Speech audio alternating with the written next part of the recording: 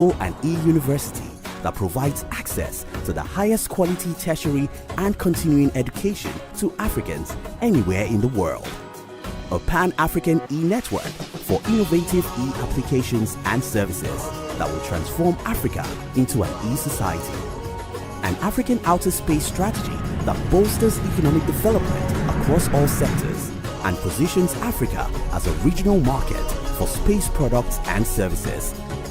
And the Encyclopedia Africana, which will document and celebrate Africa's history, culture, and the contributions of African people throughout the world. Let us unite to build the Africa we want. Visit www.au.int to learn more about Agenda 2063.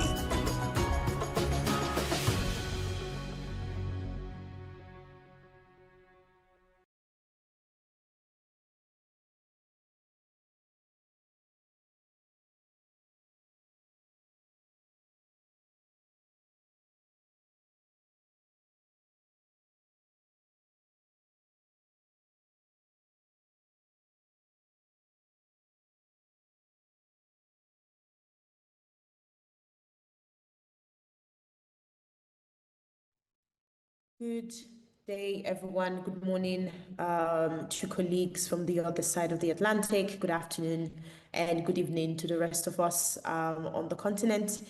It is a pleasure to have you, and I just want to say thank you to every single participant who has made the time to join us today. Dr. Asha Kambon is co-moderating this session with me, but maybe I should go ahead and introduce myself and I can hand the floor over to her. So my name is Ruth Ogbewekon. I'm the project lead on reparatory justice at Pan-African Lawyers Union, also known as PALU, based in Arusha, Tanzania. I'm honored to co-moderate the session with Dr. Asha Kambon, and I wish us all a productive session ahead. Dr. Asha, if you would like to proceed to introduce yourself, please. Yes. Good morning, good day, good afternoon, good evening, colleagues and good friends. It's truly a pleasure to be able to co-host and co-moderate this program with Ruth. And Ruth, it's wonderful to understand the work that you're doing out of Tanzania and the Law Association. So today we have a really interesting program for you. And before we get to the meat of it, we want to invite all of us to please listen to the anthem from the African Union, which will be followed by the CARICOM anthem. So let us open this morning's proceedings with those two anthems. Thank you very much.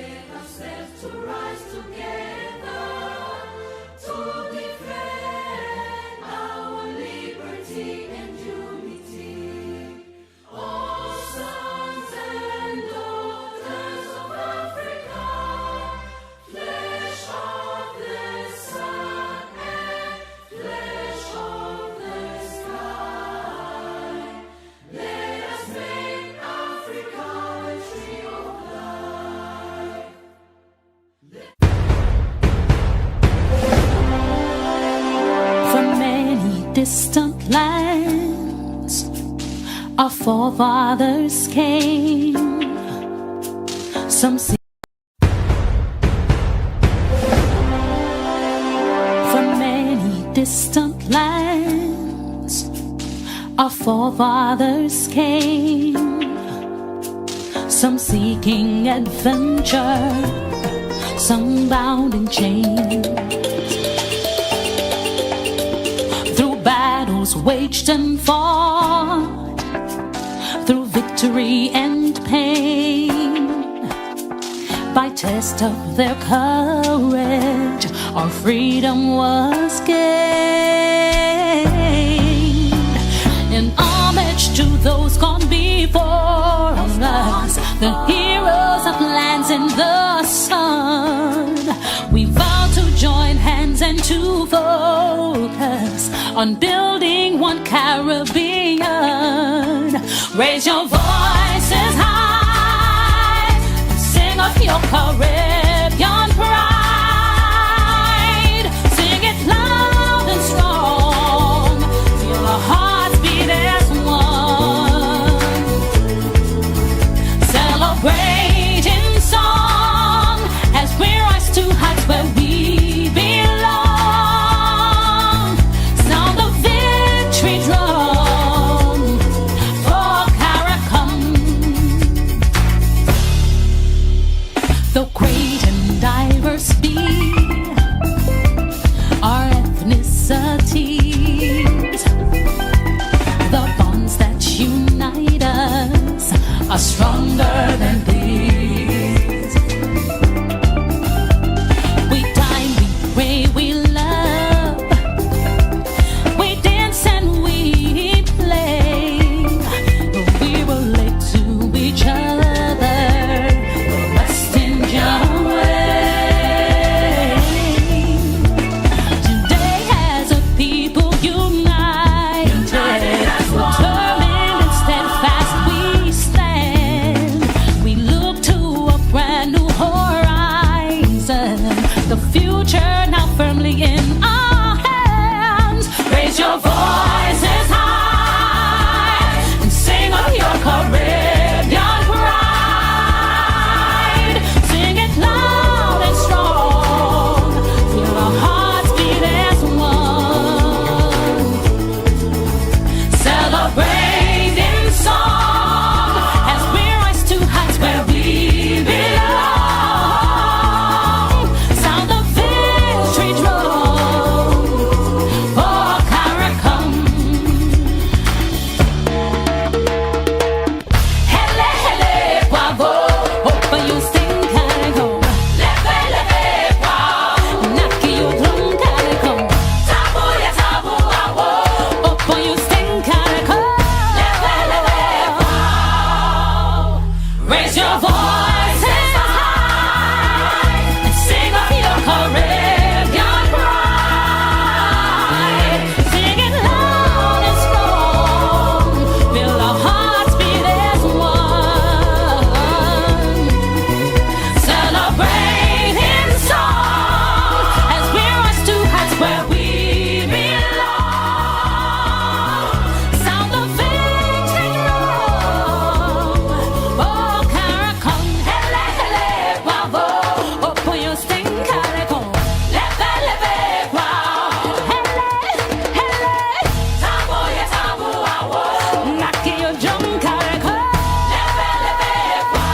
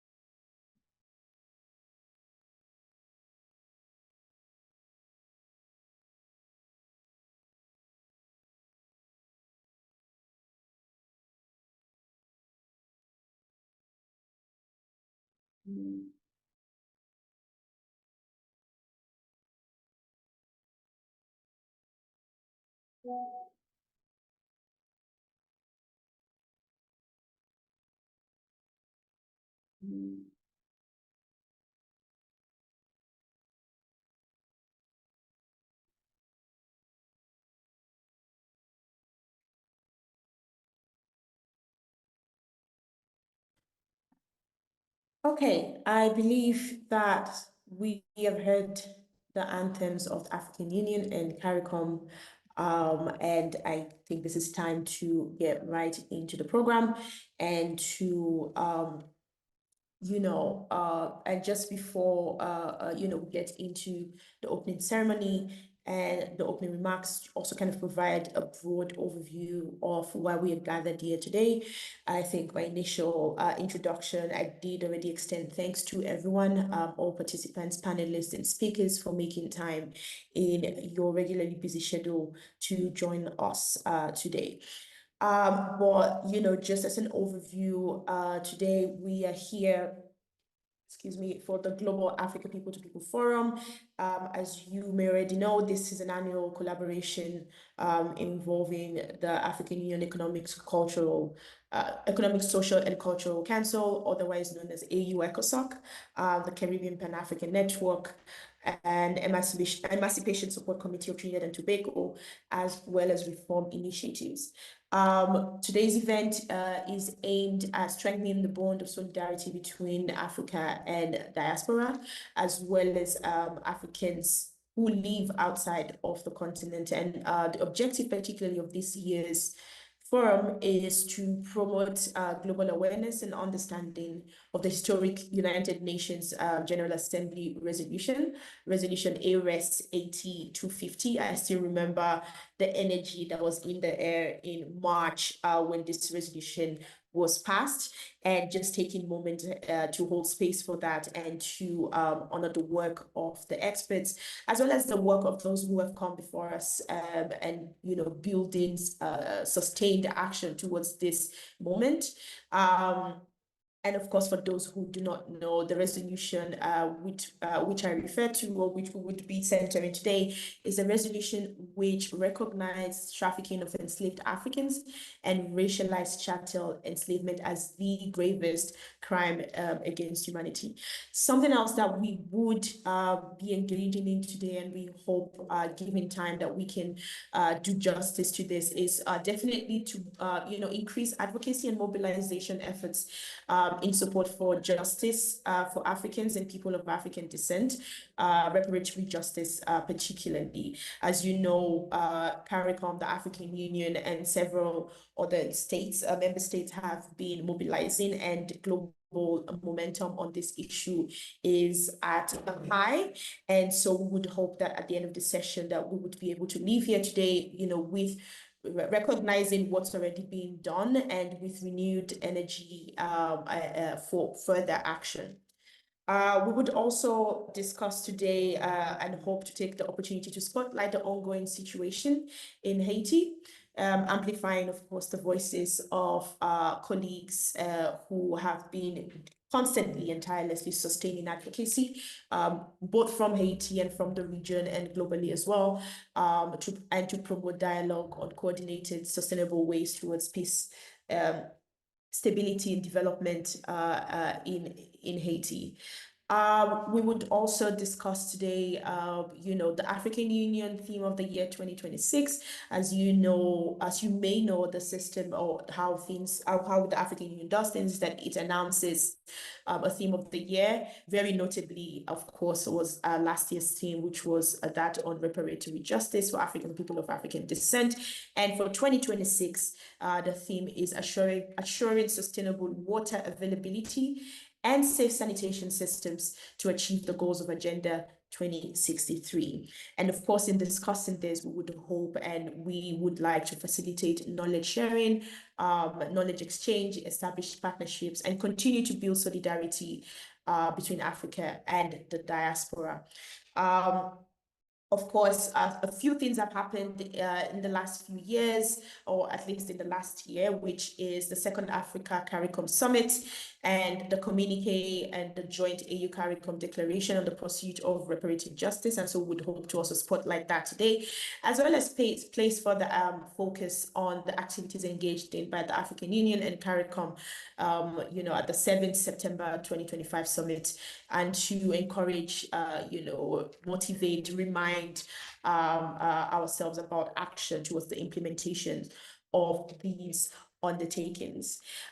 Without further ado, I would like to invite Mr. Louis Sheikh Sissoko, who is the presiding officer of AU EcoStock. Unfortunately, he was not able to join us today, but he did take the time to pre-record his remarks. And at this point, I would hand over to the technical team who have been on standby to play his remarks for us. Thank you.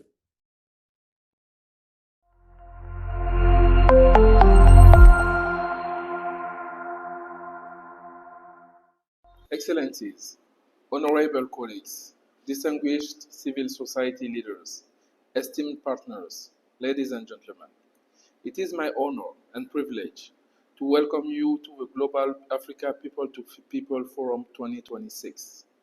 We meet today as one, bridging the vast distances of geography to connect the African continent with its vibrant diaspora. I wish to extend my sincere appreciation to the conveners of this forum, the African Union EcoSoc.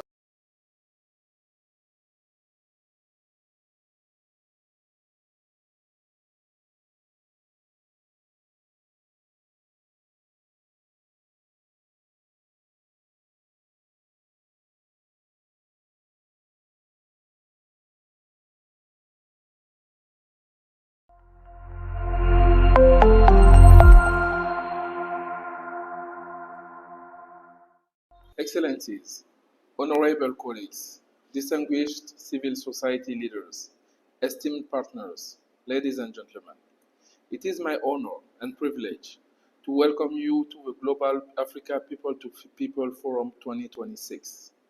We meet today as one, bridging the vast distances of geography to connect the African continent with its vibrant diaspora. I wish to extend my sincere appreciation to the conveners of this forum, the African Union EcoSoc, the Citizens and Diaspora Directorate of African Union Commission, the Caribbean Pan-African Network, the Caribbean Community CARICOM, and the Emancipation Support Committee of Trinidad and Tobago, whose enduring partnership has enabled this forum to evolve into one of the premier Pan-African platforms for dialogue, solidarity, and strategic collaboration between Africa and its global diaspora. Excellencies, ladies and gentlemen, I extend a particularly warm welcome to our distinguished dignitaries, the Honorable Mia Amor Motley, Prime Minister of Barbados, and His Excellency John Dramani Mahama, President of the Republic of Ghana.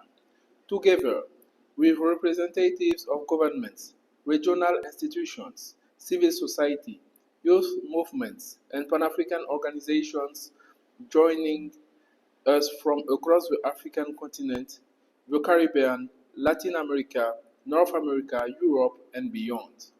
Your presence today reaffirms that geographical distance and the boundaries that separate us across Africa and the global African community have never diminished our shared identity, our common aspirations, and our collective responsibility towards one another. Ladies and gentlemen, the Global Africa People to People Forum embodies the essence of people-centered Pan-Africanism. It recognizes that the future of our continent and its diaspora cannot be shaped by institutions acting in isolation, but through meaningful engagement among governments, civil society, academia, youth, the private sector, and the grassroots communities that anchor our collective identity. This year's forum will also look into the sub-theme on advancing into the second United Nations International Decade for people of African descent. This is both timely and profoundly significant. We convene at a defining moment in our collective history.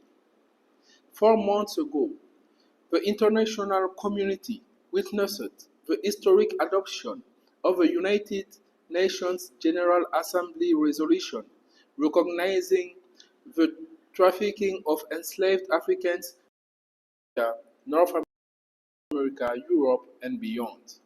Your presence today reaffirms that geographical distance and the boundaries that separate us Africa, across Africa, and the global African community have never diminished our shared identity, our common aspirations, and our collective responsibility towards one another. Ladies and gentlemen, the Global Africa People to People Forum embodies the essence of people-centered Pan-Africanism. It recognizes that the future of our continent and its diaspora cannot be shaped by institutions acting in isolation, but through meaningful engagement among governments, civil society, academia, youth, the private sector, and the grassroots communities that anchor our collective identity. This year's forum will also look into the sub-theme on advancing into the second United Nations International Decade for people of African descent. This is both timely and profoundly significant. We convene at a defining moment in our collective history. 4 months ago, the international community witnessed the historic adoption of a United Nations General Assembly resolution recognizing the trafficking of enslaved Africans and the system of racialized chattel enslavement as a gravest crime against humanity. For generations, Africans and people of African descent have called for historical truth, recognition, accountability, and reparative justice. This landmark resolution represents an important milestone in that long struggle.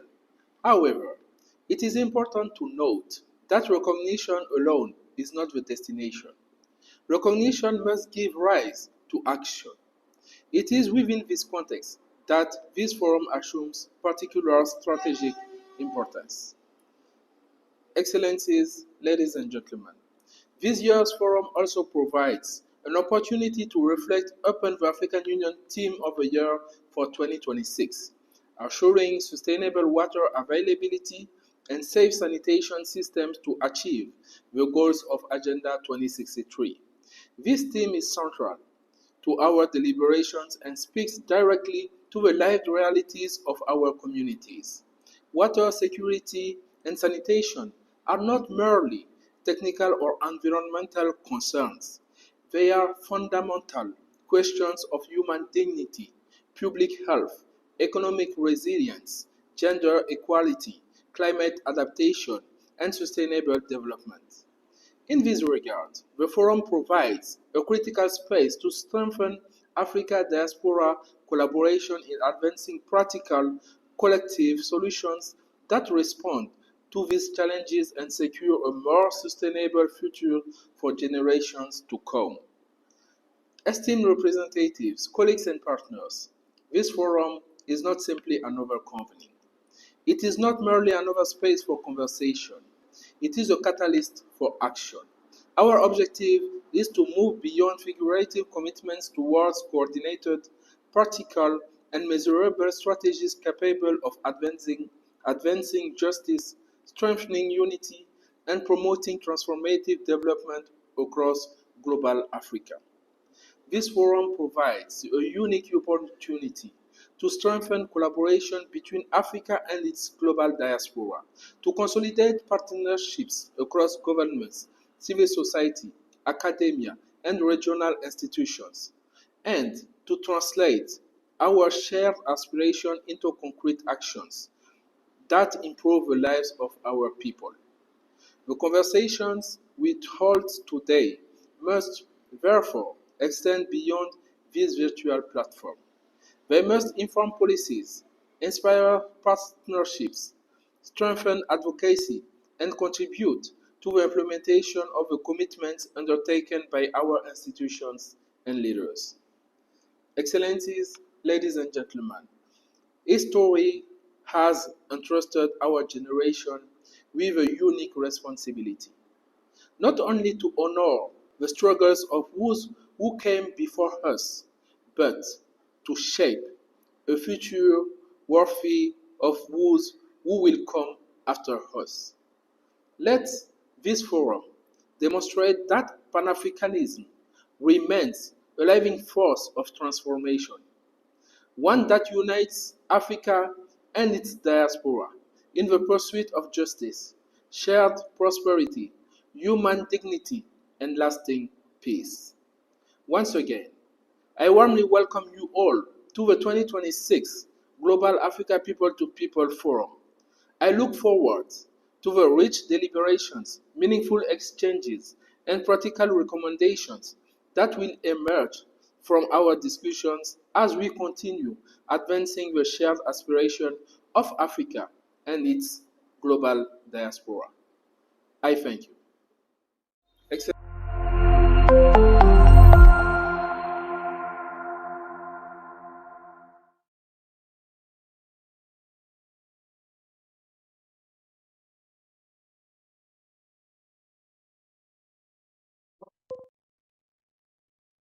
Well, we warmly thank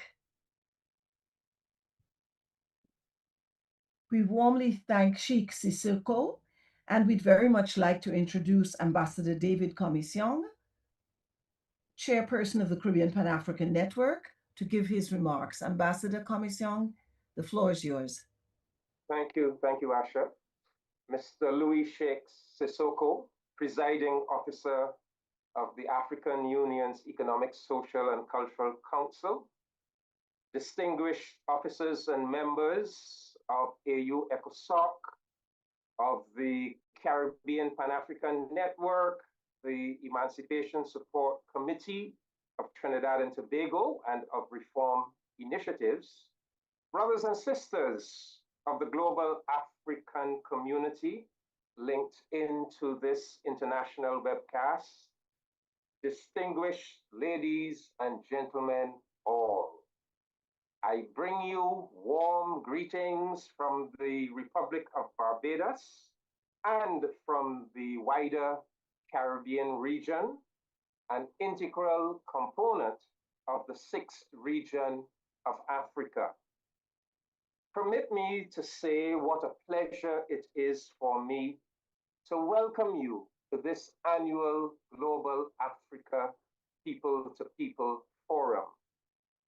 This forum comes at a very opportune time in that it provides an excellent opportunity for us all to follow up upon and continue the very important Pan-African advocacy and relationship building that so many of us engaged in just last month in Accra, Ghana, at the historic high-level Next Steps conference, the conference that followed up upon the passing of the UN General Assembly resolution in March. Indeed, I would like to register how proud I am of AU ECOSOC, of my own organization, CPAN, and of the Emancipation Support Committee of TNT for having the foresight to help catalyze this most recent and perhaps most powerful phase in the construction of our global African identity and community. This, after all, is the sixth edition of this invaluable forum, which was established way back in the year 2021.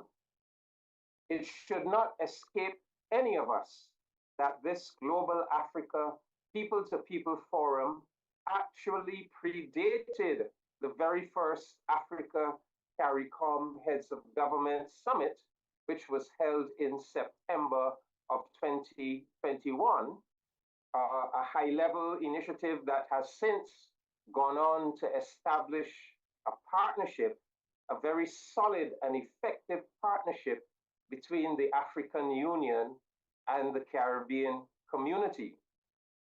And I know that I can say with confidence that both CARICOM and the AU have come to that partnership with their own unique strengths and qualities, but also with a shared heritage that is rooted not merely in common ancestry, but also in a common history of struggling together, dreaming together, organizing and achieving together. Just think back to the Fifth Pan-African Congress in Manchester in 1945 as an example. And after attending the historic Next Steps conference in Ghana just last month, it is clear that we are coming together in this 21st century to strengthen and coordinate our global African efforts to carry through a very critical and necessary reparative justice campaign. You know, some people ask, why the reparative justice campaign is so relevant and important at this particular time, and why the statesmen and women of Africa and the Caribbean are placing so much emphasis on it. Well, there are many ways to answer that question. One of the most compelling answers pertains to the need to carry out a fundamental revamping of the currently existing international economic and political order and its major institutions, an order that has its origins and roots in those centuries of enslavement and colonization. We simply cannot be content any longer with a state of affairs in which Western or developed world dominated institutions make policies and decisions that significantly impact our countries without us having any significant input in the relevant decision-making processes. We also cannot be content with having numerical strength and even superiority in multilateral institutions like the United Nations, but having that numerical strength count for very little because of the still existing colonialist configuration of power within those organizations. How many times must the UN General Assembly pass resolutions instructing the United States to terminate its illegal embargo against the Caribbean nation of Cuba to no avail?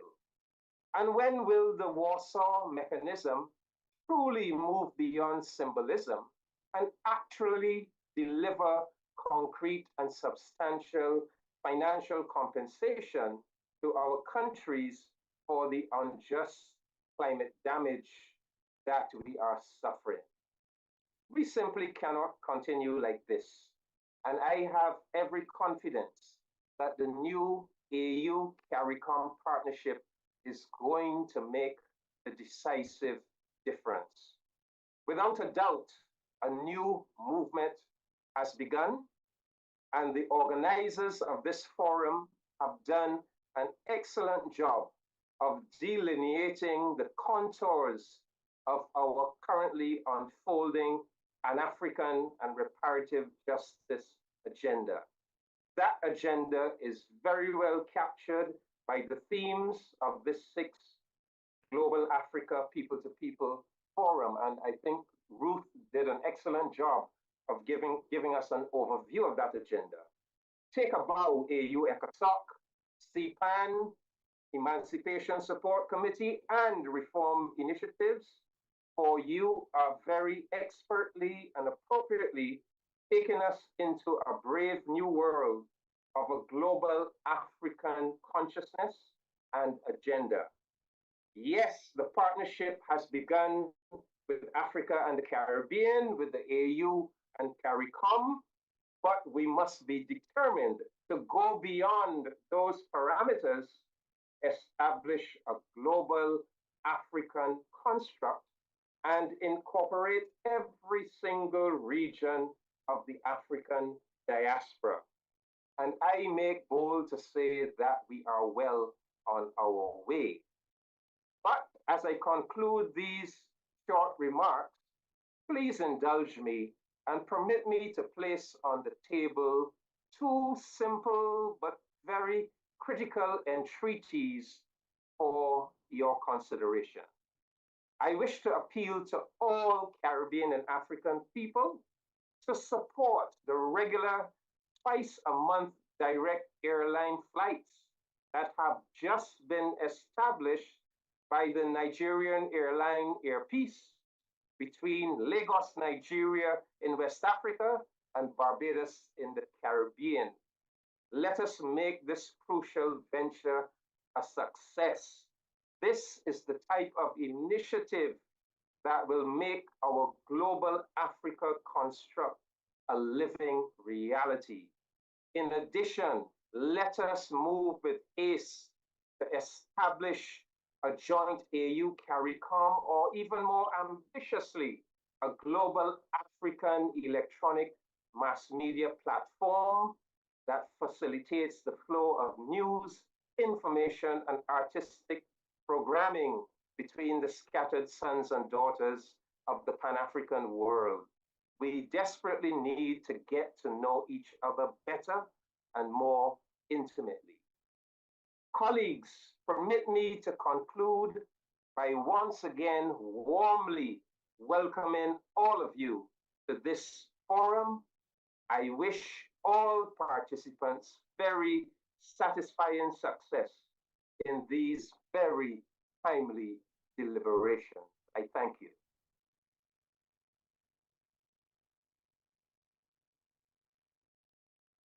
We thank you. We thank you, Ambassador Commission. I think we've heard two really excellent presentations that will set us on the road for our discussions today. And I'm just going to highlight something that was almost jointly said. Our presiding officer, Mr. Louis Sheikh Sissoko, indicated that he thought that today was the forum could work towards consolidating the partnership that is being developed. And then we had Ambassador Commission call on us again to make this new partnership of AU CARICOM move us forward in implementing some of the issues that we are discussing. So I think we've got our walking papers in a sense, very clearly stated. And so today I think should be a very interesting day. I see we've got almost 250 participants. We welcome you all to today's forum, and I'm going to invite you to please, everyone, put on their cameras because I think our technical team is going to take a couple of moments so that we can get a group photo. So is that possible? Are we ready for our group photo?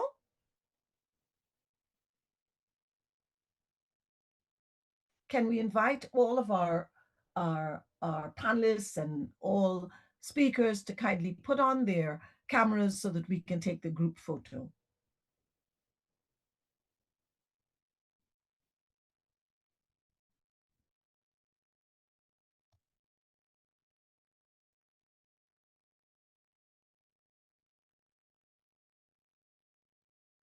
I've not seen all the group all our cameras on yet.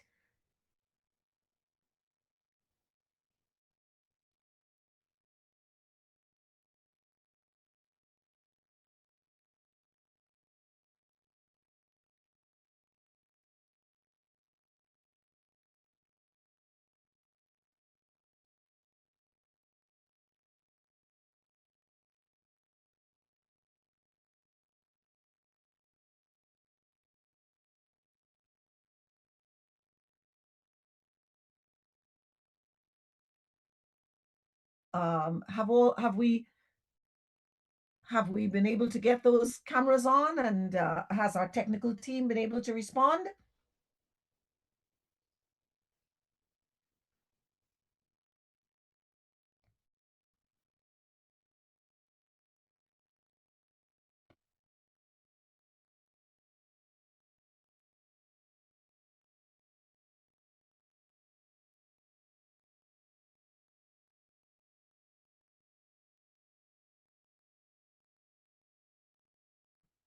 Please proceed, Dr. Asha.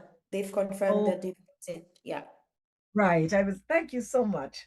Okay. So we are going to begin our first session today.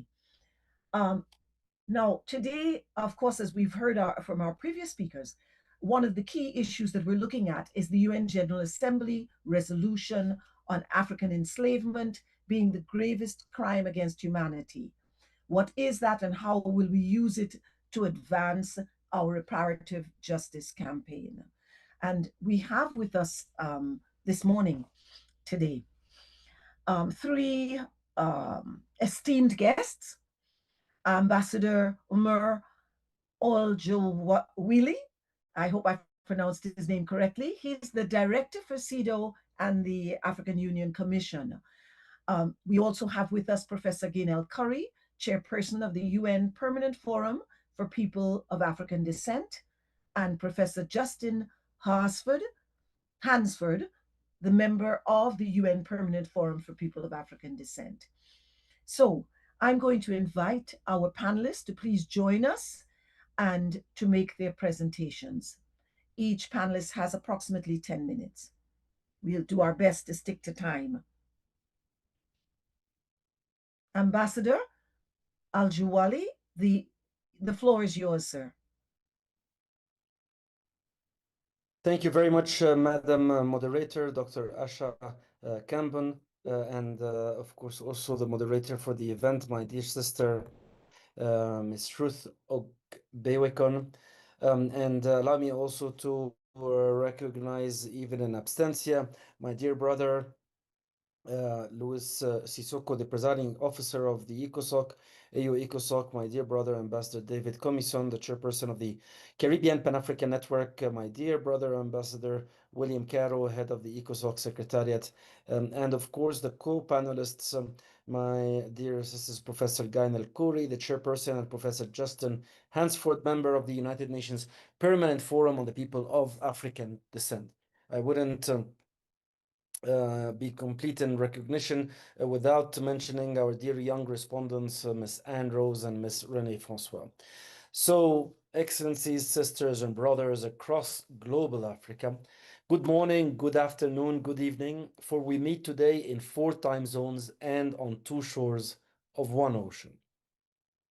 Allow me to thank our co-conveners, the African Union ECOSOC, the Caribbean Pan-African Network, the Emancipation Support Committee of Trinidad and Tobago, and Reform Initiatives, whose partnership makes this people-to-people conversation even richer. You know, Madam Moderator, in many of our cultures, a child is fully received into the world on the day of the naming. On the appointed day, the family gathers, the name is spoken aloud, and from that moment, the community carries an obligation towards the newly born child. And for 4 centuries, the gravest crime committed against our ancestors went unnamed in the highest chamber of the world. But General Assembly Resolution ARES 8250, led by Ghana and adopted by the United Nations through a unanimous African Union support, is actually the day of the naming. The crime has been spoken aloud and the community of nations is now on record. So first, what is it? It is a recognition in the most universal language humanity possesses, which is the language of multilateral diplomacy. The transatlantic trafficking of enslaved Africans and the racialized chattel enslavement of African people is affirmed as the gravest crime against humanity. That is not rhetorical flourish, it is a legal and moral foundation on which claims can be built. It is also a floor and not a ceiling. It is a floor and not a ceiling. So, and let us be candid as friends may be, the resolution gives us a name, a norm, and a narrative. But it should now be accompanied by a timetable, a mechanism. Recognition now necessitates remedy. This is precisely where our work, our collective work begins. And Africa did not come to this moment empty-handed. The Assembly of our Union has built an architecture. Decision 884 made 2025 the year of justice for Africans and people of African descent through reparations. Decision 903 mandated the mainstreaming of reparatory justice across the Union. And Decision 942 this February extended the year into a decade, from 2026 to 2035. It welcomed the Algiers Declaration on the Crimes of Colonialism and the final declaration of the Ninth Pan-African Congress, and designated 30 November as the African Day of African martyrs and victims of the transatlantic slave enslavement, colonialism, and apartheid. As you see, it's a combined set of crimes that have been committed against the African people, against the African continent, unmatched anywhere else in the world. On that foundation, the Commission convened the African Union Coordination Team on Reparations, coordinated by CEDAW. In fact, this whole work has been assisted and fed by the contribution of our directorate. It also supported the constitution of two assembly-mandated mechanisms: the African Union Committee of Experts on Reparations, OSER, and the African Union Reference Group of Legal Experts on Reparations, OLER. They met in Addis Ababa in December 2025. They were hosted by His Excellency President Mahama in February 2026, and last month established a permanent coordination mechanism with the CARICOM Reparations Commission. In Accra from 17 to 19 June, the high-level consultative conference adopted by acclamation the Accra Next Steps commitments, which created a global advisory council, a global expert panel on cultural heritage, and a global legal panel. Now, these structures that the AU had established on a continental level assume now a global dimension through the outcomes of the Next Steps Conference of Accra of 2026 in June. But these structures, Madam Moderator and dear colleagues, do not repair anything on their own. So allow me to be practical and to propose 5 actions that cost little but carry far. Actions for the people in this room, not only for governments. 1, let's translate the resolution. Let's take resolution 8250 into national parliament, school curricula, community radio, and into our own languages. A text that everybody reads and a text that everybody claims. 2, let's feed the evidence. OSER and OLER, which I just spoke about, are mapping the applicable law, the qualification of the crimes, and the modalities of repair, including, for that matter, calls for the global structural reparations, so that the system, the international system itself, may now be adjusted in a way that integrates African priorities into the decision-making process by providing a seat for Africa on the table to shape the world of today. But as this mapping is being done, the archives are in the families, plantations, place names. So we need to submit them, and expertise without testimony is always incomplete. So now we need to complete that. And 3, Madam Chair, we should claim the catalogs. In Accra, at the next conference meeting, a number of countries presented catalogs of some, let's say, 2,000 African cultural artifacts, and expressed willingness to facilitate their return, subject to identification. So identification is also a national work, and this is restitution that can begin this year at almost no cost. And 4, Madam Chair, let us mark the dates.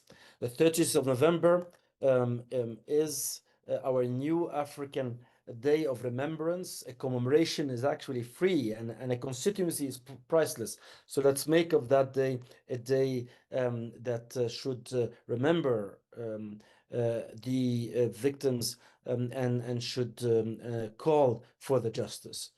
And 5, Madam Chair, let's coordinate rather than duplicate. One calendar, one message, one African position should be carried into the report of the UN Secretary General, which was mandated by the General Assembly resolution, and would carry it into the next session of the General Assembly.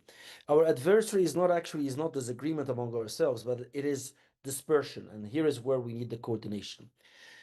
And to our youth correspondents, let me say plainly, this decade may outlast us, the officials who opened it, but it will not outlast you.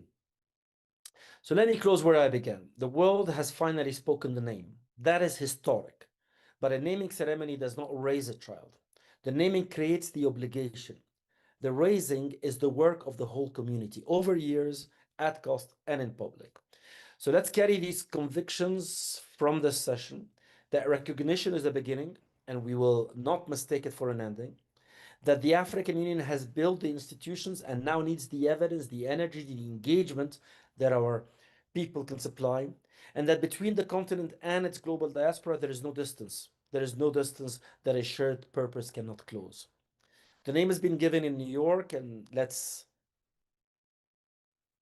raise it, and let the raising be done by us in Accra, in Addis, in Port of Spain, and Port-au-Prince, in every place where the children of Africa are found.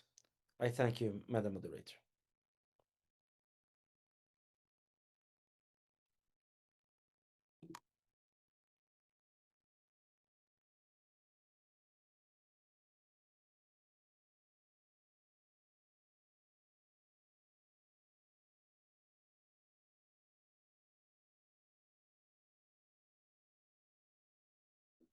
I think I'm right. Okay. I was saying thank you very much, Ambassador. You've really given us a clear outline of how we can move forward.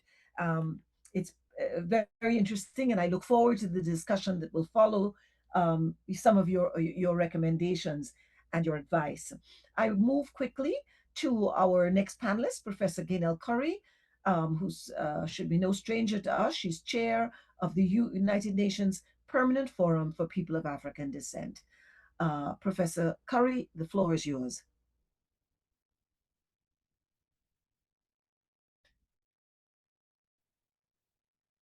Thank you. Each generation must, out of relative obscurity, discover its mission, fulfill it, or betray it. Frantz Fanon.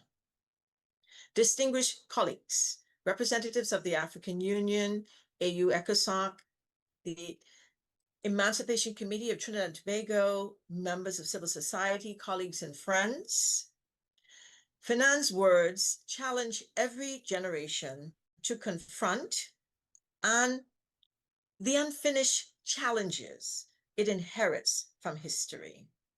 For our generation, one of those responsibilities is clear: to move the global conversation on reparations beyond recognition and towards implementation, beyond historical acknowledgement, and towards transformative justice for us today and for those yet unborn. It is in this context that the adoption of the General Assembly Resolution 80/250 represents such a historic milestone. By recognizing the trafficking of enslaved Africans and the system of racialized cattle enslavement as the gravest crime against humanity, the international community has done more than acknowledge an historical truth. It has strengthened the legal, moral, and political foundations upon which the reparations movement can continue to advance. For centuries, Africans and people of African descent have maintained that the transatlantic trafficking of enslaved Africans and the system that sustained it were not merely regrettable chapters of history. They were crimes whose efforts did not end with abolition of the trade, of the trafficking of enslaved Africans. But it continued to shape contemporary realities through enduring inequalities, racial discrimination, underdevelopment, dispossession, and exclusion. The significance of Resolution 80/2050 therefore lies not only in what it says about the past, but also in the possibilities the possibilities it creates for the future. However, recognition alone is not justice, as we all know. The real question before us today is whether history can be acknowledged. Is not whether history can be acknowledged, sorry, but the real question is what comes next? An important step in answering that question emerged a month ago in Accra, and I was honored to be there, part of that very historic and important conference during the high-level consultation conference on the next steps to the resolution. The commitments of this conference are significant because they help shift the conversation from recognition to implementation, establishing concrete processes and how we can do it. They affirm the resolution should serve as a basis for advancing a coordinated global reparatory justice agenda. Coordinated, and that word is very important, not a fragmented or siloed approach, but a coordinated approach. Importantly, the Accra commitments also demonstrate that reparatory justice is not a single issue. It encompasses a broad range of interconnectedness and interconnected measures, including truth-telling, formal apologies, legal and institutional accountability, compensation, restitution of cultural heritage, education, or the decolonization of our education, public memory, decolonization more broadly. We still have a number of colonies, certainly in the Caribbean region, for example, debt, justice. How do we deal with that? Climate justice, gender justice. We know that enslaved African women, their wombs were the seat of capital, the production of capital. And that needs to be addressed when we talk about what is gender justice. We didn't only labor in the field, but we labored in terms of our labor, giving them more wealth in their coffers, our children. And it speaks about this, how do we bring this all together in terms of the diaspora engagement and the engagement with Africa? The Permanent Forum has long stressed that these interconnected measures are indispensable if reparations are to be truly transformative. In many aspects, the Accra commitments represent one of the first attempts to translate the normative significance of the resolutions into a more comprehensive program of action. And as we said, through the establishment of set processes and committees to work, identify, and collaborate on these issues. Committees that aim, in my view, to include Africa and the diaspora, and as wide a participation as possible. And I would say that this is very positive and hope to see even more of that, particularly further inclusion of civil society. And this is where I would like to sort of talk a little bit more about the United Nations framework and why it is important to engage that. And you know that the United Nations have been looking at issues around reparations for issues of anti-Black racism, for example, and mentioning reparations and preparatory justice as early as the Durban Declaration as well. So, but we are not starting from zero is what I want to say. And I said this in Accra, we're not starting from zero. There is significant work that has been done. The question is, how do we bring it in to this process of Accra, which is, it is very important that we're doing this right now, that the historic resolution and the Accra agenda moving forward is very positive, but I think we can build on what exists as well and bring that into the process. Both the Human Rights Council and the General Assembly have already established implementation-oriented frameworks aimed at addressing racism and root causes of racism. The Human Rights Council, for example, the resolution From Rhetoric to Reality, a global call for concrete action against racism, racial discrimination, xenophobia, and I will add to that Afrophobia, and related intolerances, and the General Assembly resolution on the Durban Declaration and Program of Action. I think it's important that we bring these together. It's imperative the Accra commitment feeds into these processes. The Declaration on the Promotion that is currently being drafted, the Declaration on the Promotion, Protection, and Full Respect of the human rights of people of African descent is another opportunity for us to ensure that the Accra commitments feeds into these processes and that we have a consistent and coordinated approach. A comprehensive declaration is going to be crucial.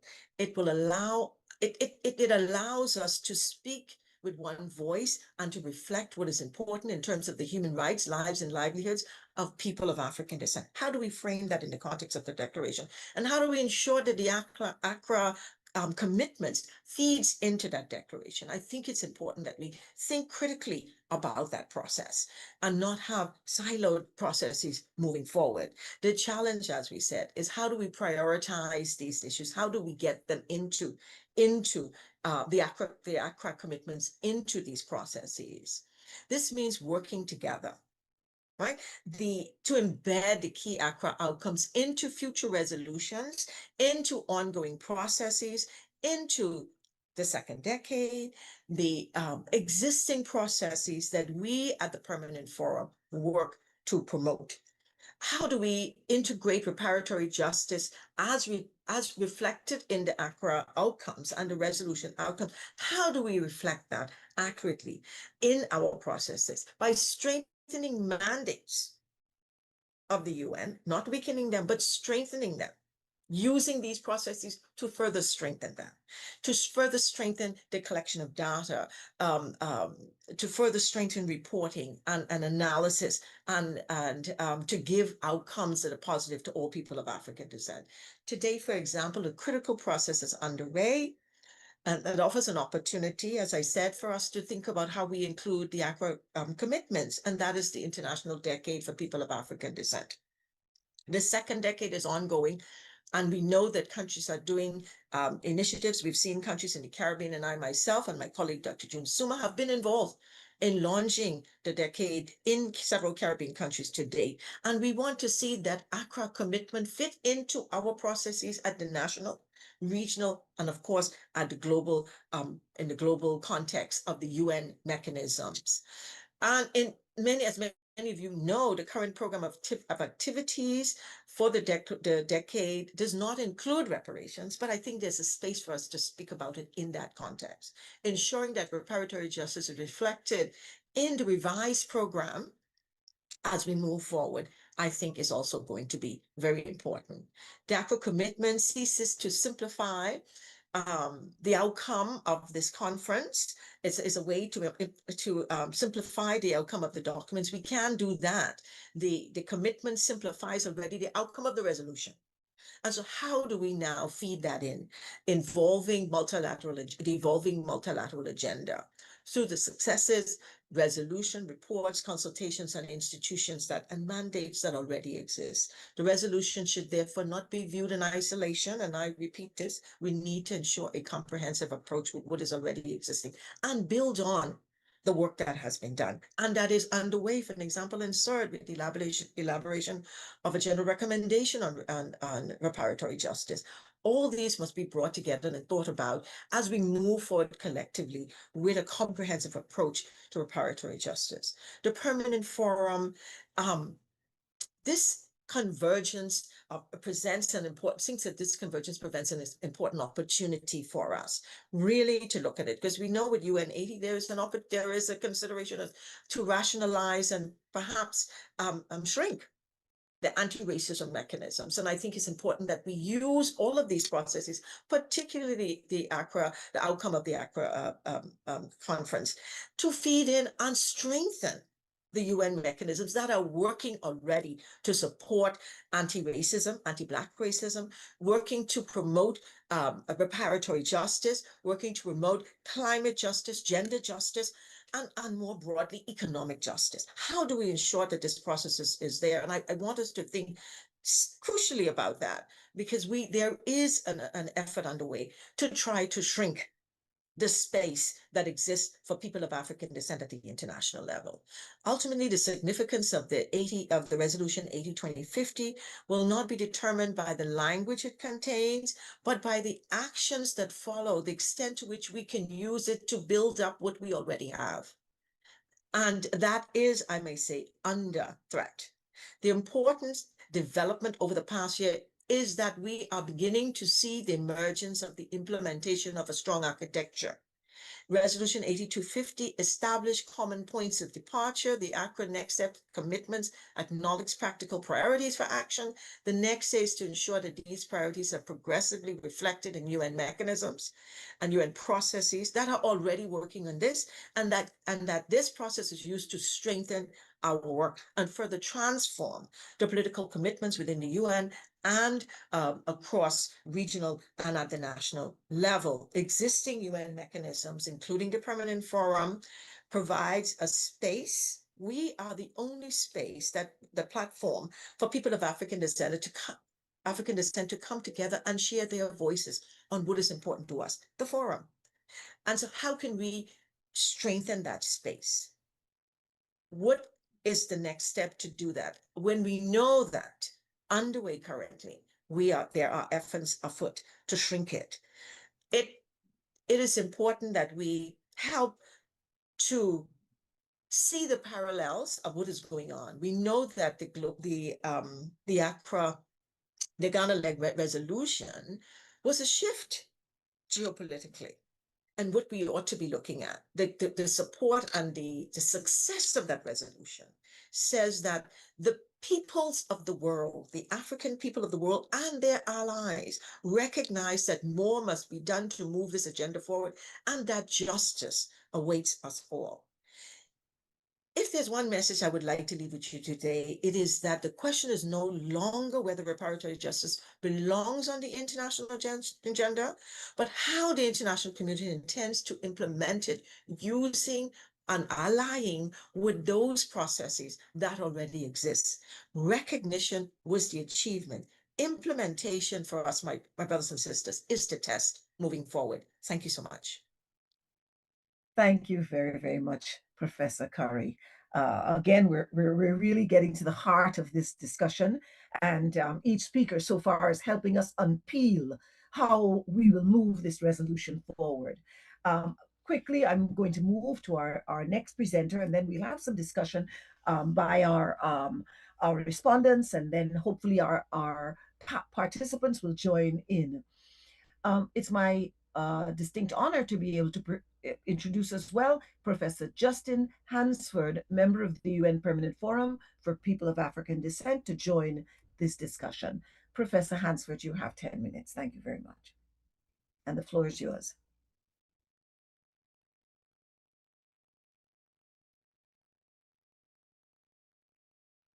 Is Professor online, or are we having technical challenges with his participation? If that is the case, then I'm going to move quickly to our respondents so that our participants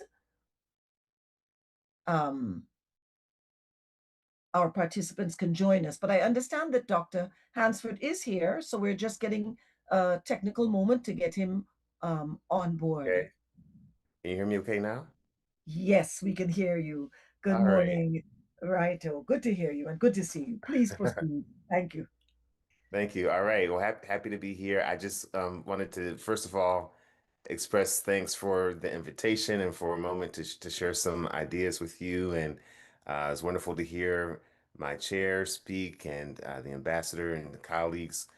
I am very excited to be able to be a part of this new generation and what I believe is a turning point in the history of global Africa. To have the United Nations General Assembly with an overwhelming vote acknowledge the gravest crime against humanity was and is enslavement and the transatlantic capture and attack of our people is a tool. It's a tool that our ancestors could only dream of having at their disposal. It's a tool that was created by Global Africa. It was merely written down on paper by the United Nations mechanism. And I believe it's a tool that we ultimately have a responsibility to wield in the struggle for our people in a way that will create new victories that we can only have dreamed of in the past. And that's what we're going to be judged on as to not how often we celebrate or how wonderful we we believe the resolution was. I think we're going to be judged on how we use this resolution. So I'm very excited to be a part of this new turning point and moment in history. And I'm hoping that our discussion, especially the response from the youth, delves into these next steps that we can take. We know that governments are exploring next steps. And for many of us who are not in the space where we can influence government actions, I do think the question becomes, what can we do from where we are to take this resolution and move it forward? At the Permanent Forum on People of African Descent, we are experimenting with some things. Our chair is leading us in that effort. In this past fifth session, we had some wonderful things take place, including we saw the rising presence of youth at the forum. We had a youth panel. The youth have created a youth hub where there's a WhatsApp group, and they're going to be creating more ways for youth throughout the diaspora to plug in. So I encourage all of you to think about engaging with youth. We are working on creating a youth ambassadors program, and we're really investing in the next generation of action. We also created hubs for lawyers, faith leaders.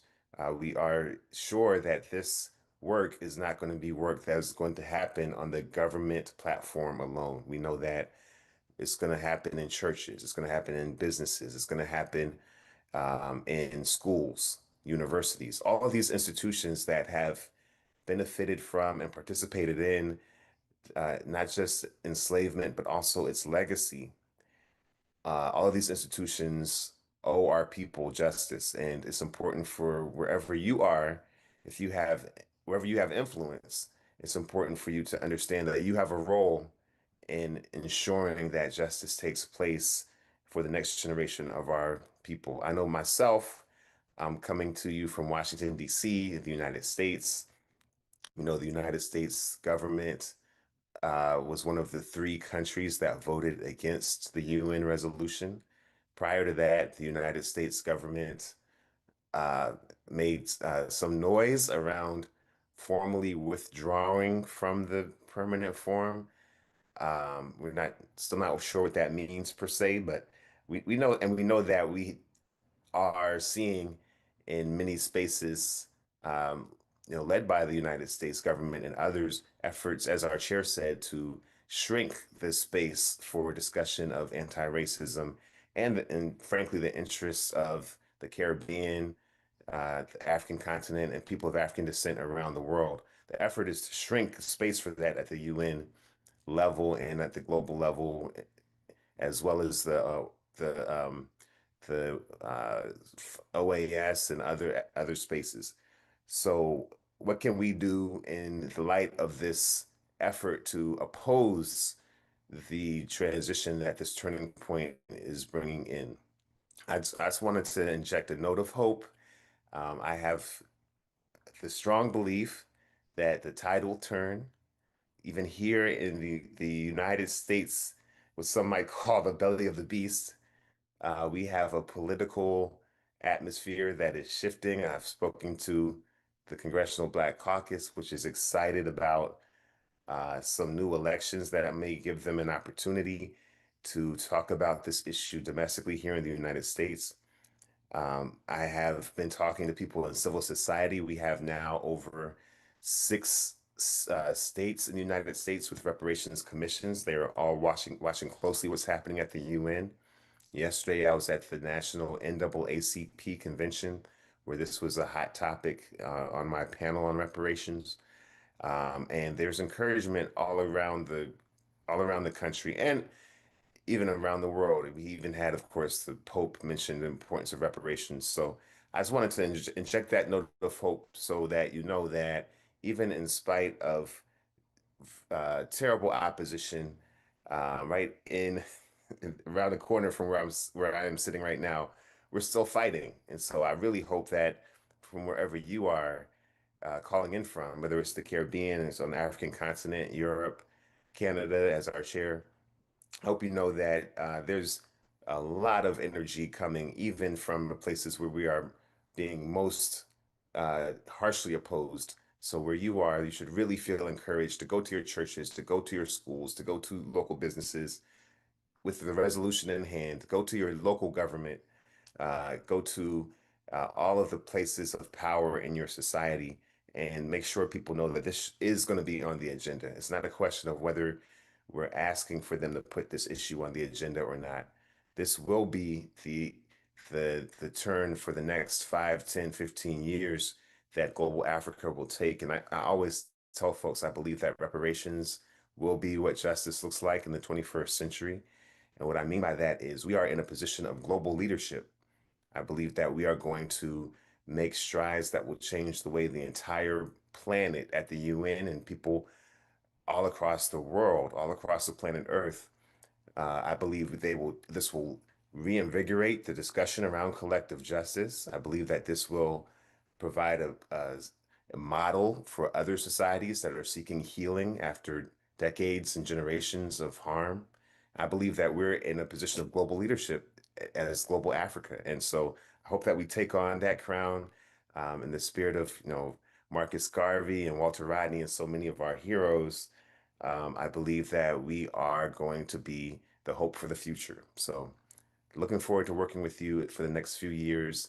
The Permanent Forum on People of African Descent is going to be having its sixth session, I believe, in some very, very interesting location, perhaps on the continent. So that more information is coming soon on that. I don't want to get ahead of our chair in announcing that, but we are expecting to make this work even more accessible and bigger in years to come. So looking forward to hearing from the youth respondents, and thank you for your time. Thank you very much, Professor Hansford. Again, very interesting presentation there, and I think we've got a lot to think and chew on. I'm moving quickly to our youth respondents because I want them to be able to have time to have the floor. So we have two respondents. One is Miss Anne Rose. She's campaign and advocacy lead in the group Africans Rising, and the other is Renee E. Francois, Program Officer of the Emancipation Support Committee of Trinidad and Tobago. So I give you the floor, Anne Rose. I hope you're there and you will join us. I'm going to ask that you stick closely to your time. Thank you so much, Dr. Asher. Good evening from Kenya. My name is Anne Rose, and I am an African citizen living on an island of Mombasa here in Kenya. And so I bring you all the good vibes and hot weather from Mombasa. And it's a beautiful day to be African, but most importantly, a beautiful day to discuss about Resolution 8250, which presents us an opportunity, because I want to believe the resolution is not just about the past and what happens, but the possibilities of what we could do collectively. And I would like to also stand on all the protocols that are already observed. And to begin my conversation, really, I would like to say that one of the things, or one of the reasons why I find myself engaging in this space within the reparations, even if I wasn't doing reparations campaign at Africans Rising movement, which is a movement of movements working toward dignity, justice for people of Africa and the people of African descent, is certainly my grandmother. And so I usually stand on the wisdom of my grandmother and of the mantle that she passes to me every single day as a woman who was married to a Mama of Field Marshal here in Kenya. And so I get to learn the stories, even if I wasn't there when all these harms were being observed. And having said that, I would also like to just speak on the critical things that have been mentioned. I think all the speakers from the ambassador to the rest of the speakers did mention the language of collectiveness within the struggle. We cannot achieve this as a single issue, but we can only achieve it through intersectionality of the multifaceted problems and dynamics that are really, encompassed within the whole reparation conversation. Because when we think about reparation and we want to link it to the past, then we also have to be alive to the fact that we continue to experience post-colonial harms in our day-to-day lives. And these things range from gendered implications of reparation to epistemological injustice within Black communities in different parts of the diaspora. We continue to even face xenophobia, like you mentioned, and many other things. And one of the things that is very critical to me is the importance of even owning these narratives. Whose narratives are being valued and what stories are we sharing? It's one step for Resolution 8250 to recognize all these harms, but it's a total different thing of what it means for us as people of Africa and people of African diaspora to run with this. I like what the last speaker said in terms of how do we work with the young people, and congratulations on the fact that you're already starting to think about how you work with the young people within the committees and the ambassador's program.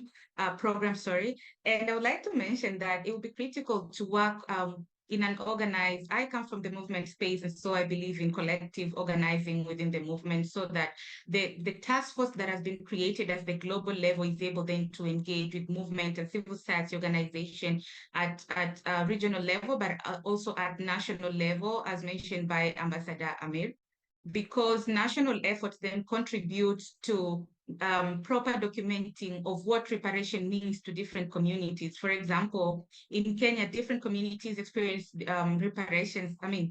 experience the harms in different ways. There are communities whose wealth was gone. There's communities whose people were killed. So we must be able to document what exactly reparation means to us, because again, language is very political, and so is evidence very much needed. And the last thing, because I'm trying to stay within my minutes, but also trying to tie all these amazing conversations that I had from the speakers, is also one thing that I do want to ask: what is reparation without emancipation of women and the gendered harms they went through? And what is reparations without the voices of the youth? Because each generation is supposed to discover their mission and carry it forward. We are that generation. I might not have lived to experience like the full of it, because maybe I am 3 to 2 years out of the youth bracket, but then I believe that this generation has to carry this mantle. And for that to happen, we must have a harmonized way of working,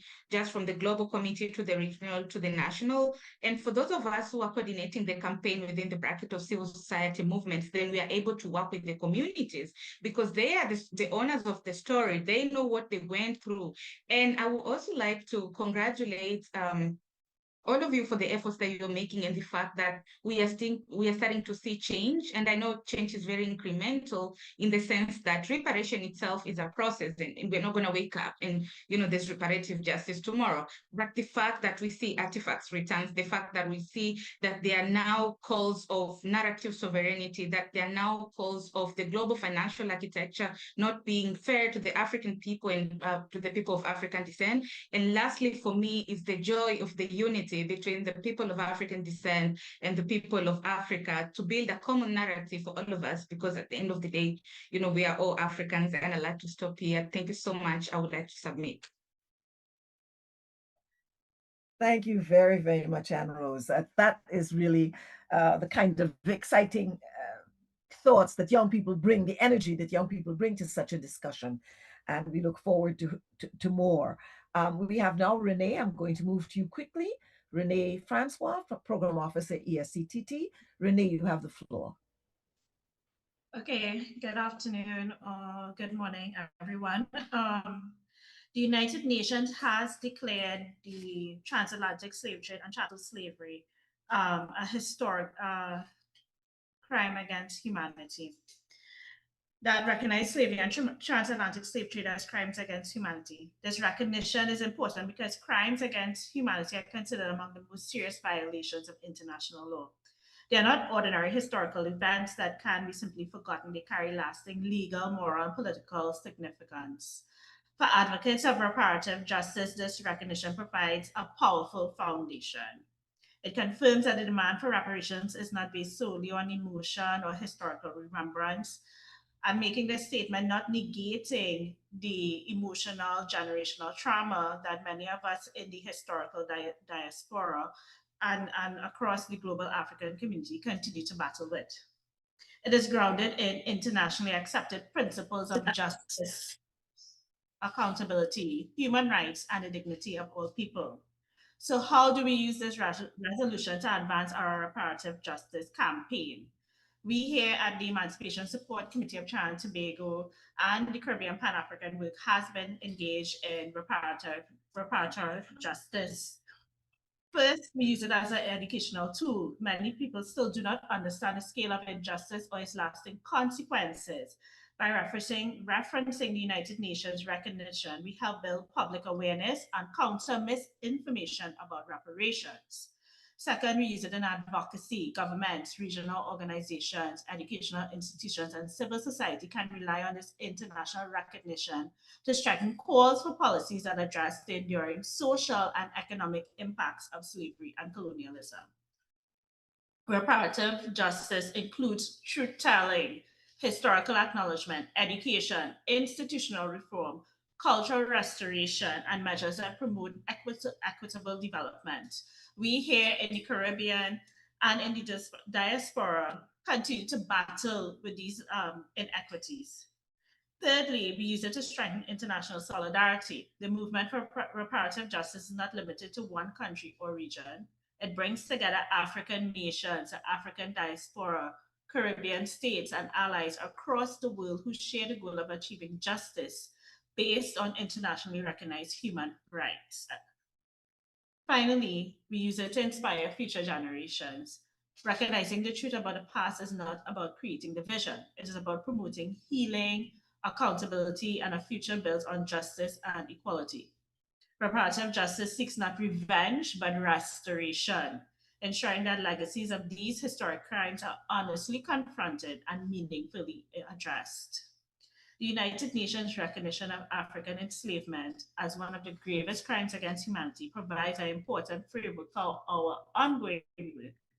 It strengthens the moral and legal case for reparative justice, and it reminds the international community that historical injustices with continuing consequences deserve meaningful action. I would like to end by saying it is important that we put our money where our mouth is. A lot of the actions, activities, and advocacy efforts by CSOs need to be supported by actual money. We cannot continue to do our work without the financial resources and support. Otherwise, these steps that we have been making in reparations movement can falter or stop altogether. Thank you. Thank you. Thank you very much, Renee. I think this has really been a fascinating discussion, and I'm really sorry now that we don't have the time to move questions forward and have a further discussion with our esteemed group of panelists and our young respondents, but time doesn't permit. I think I have just to move ask our second moderator to move quickly with our next program item. So Ruth, I think I hand over to you. Thanks, Dr. Campbell, and thank you, colleagues, from the very earliest opening remarks from Dr. Sisiko, Ambassador Consume, and our esteemed panelists. Of course, Ambassador Jawali, Professor Curry, and Professor Hansford for their remarks, very insightful presentations on this landmark resolution, which I sometimes now refer to as my resolution, because really this was an incredible moment for us all.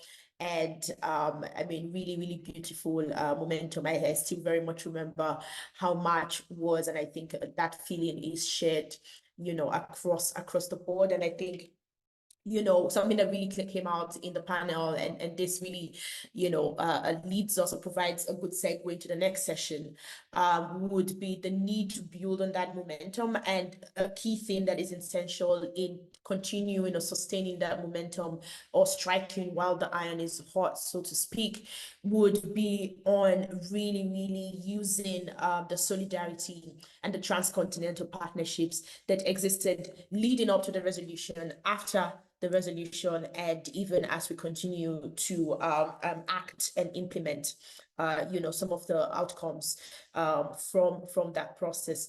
And just, you know, turning quickly to also just recognize, the youth respondents for their insights, and definitely would like to extend thanks to the organizers for creating space for that, especially in an otherwise packed program. But in the interest of judiciously using our time, we would quickly move on to the subject or the panel on solidarity for Haiti. But before that, I think the technical team on standby, we would like to take just 5 minutes to quickly listen to a performance by Africa Pamodzi Arts Group from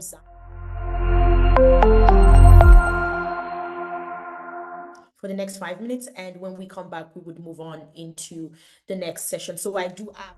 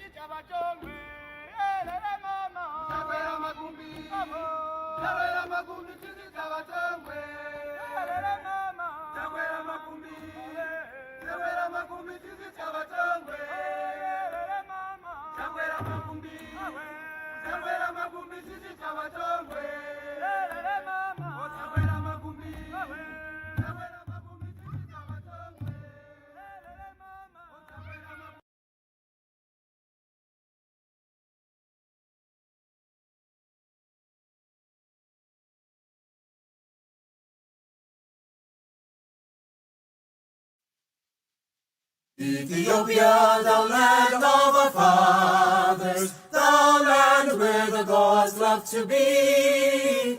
As storm cloud at night suddenly gathers, our armies come rushing to thee.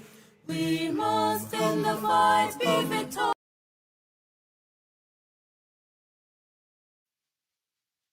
Ethiopia, the land of our fathers, the land where the gods love to be. As storm cloud at night suddenly gathers, our armies come rushing to thee.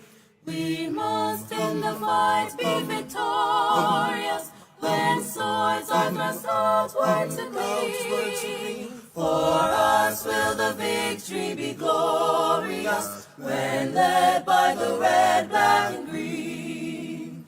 Advance, advance to victory, let Africa be free. Advance, advance to meet the foe. Advance, advance to meet the foe.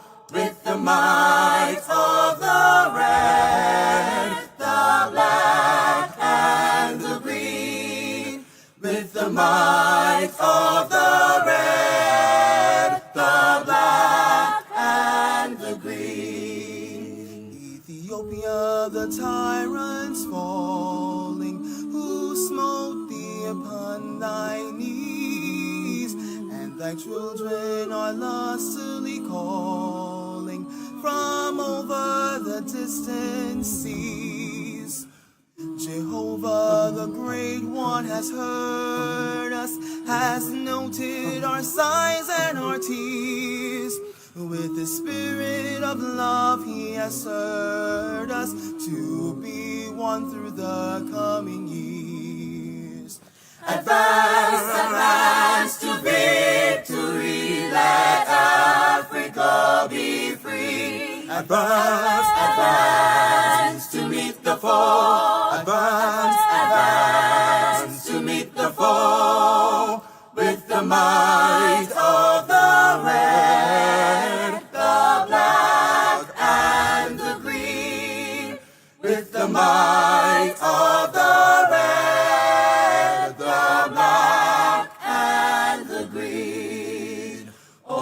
Jehovah, thou God of ages, grant unto us sons that flee the wisdom thou gave to thy sages when Israel was sore in need. Thy voice from the dim has spoken, Ethiopia shall stretch forth hand. By thee shall our fetters be broken, and heaven bless our dear fatherland. Advance, advance to victory, let Africa be free. Advance, advance to meet the foe. Advance, advance to meet the foe. With the might of the red, the black, and the green. With the might of the red, the black, and the green.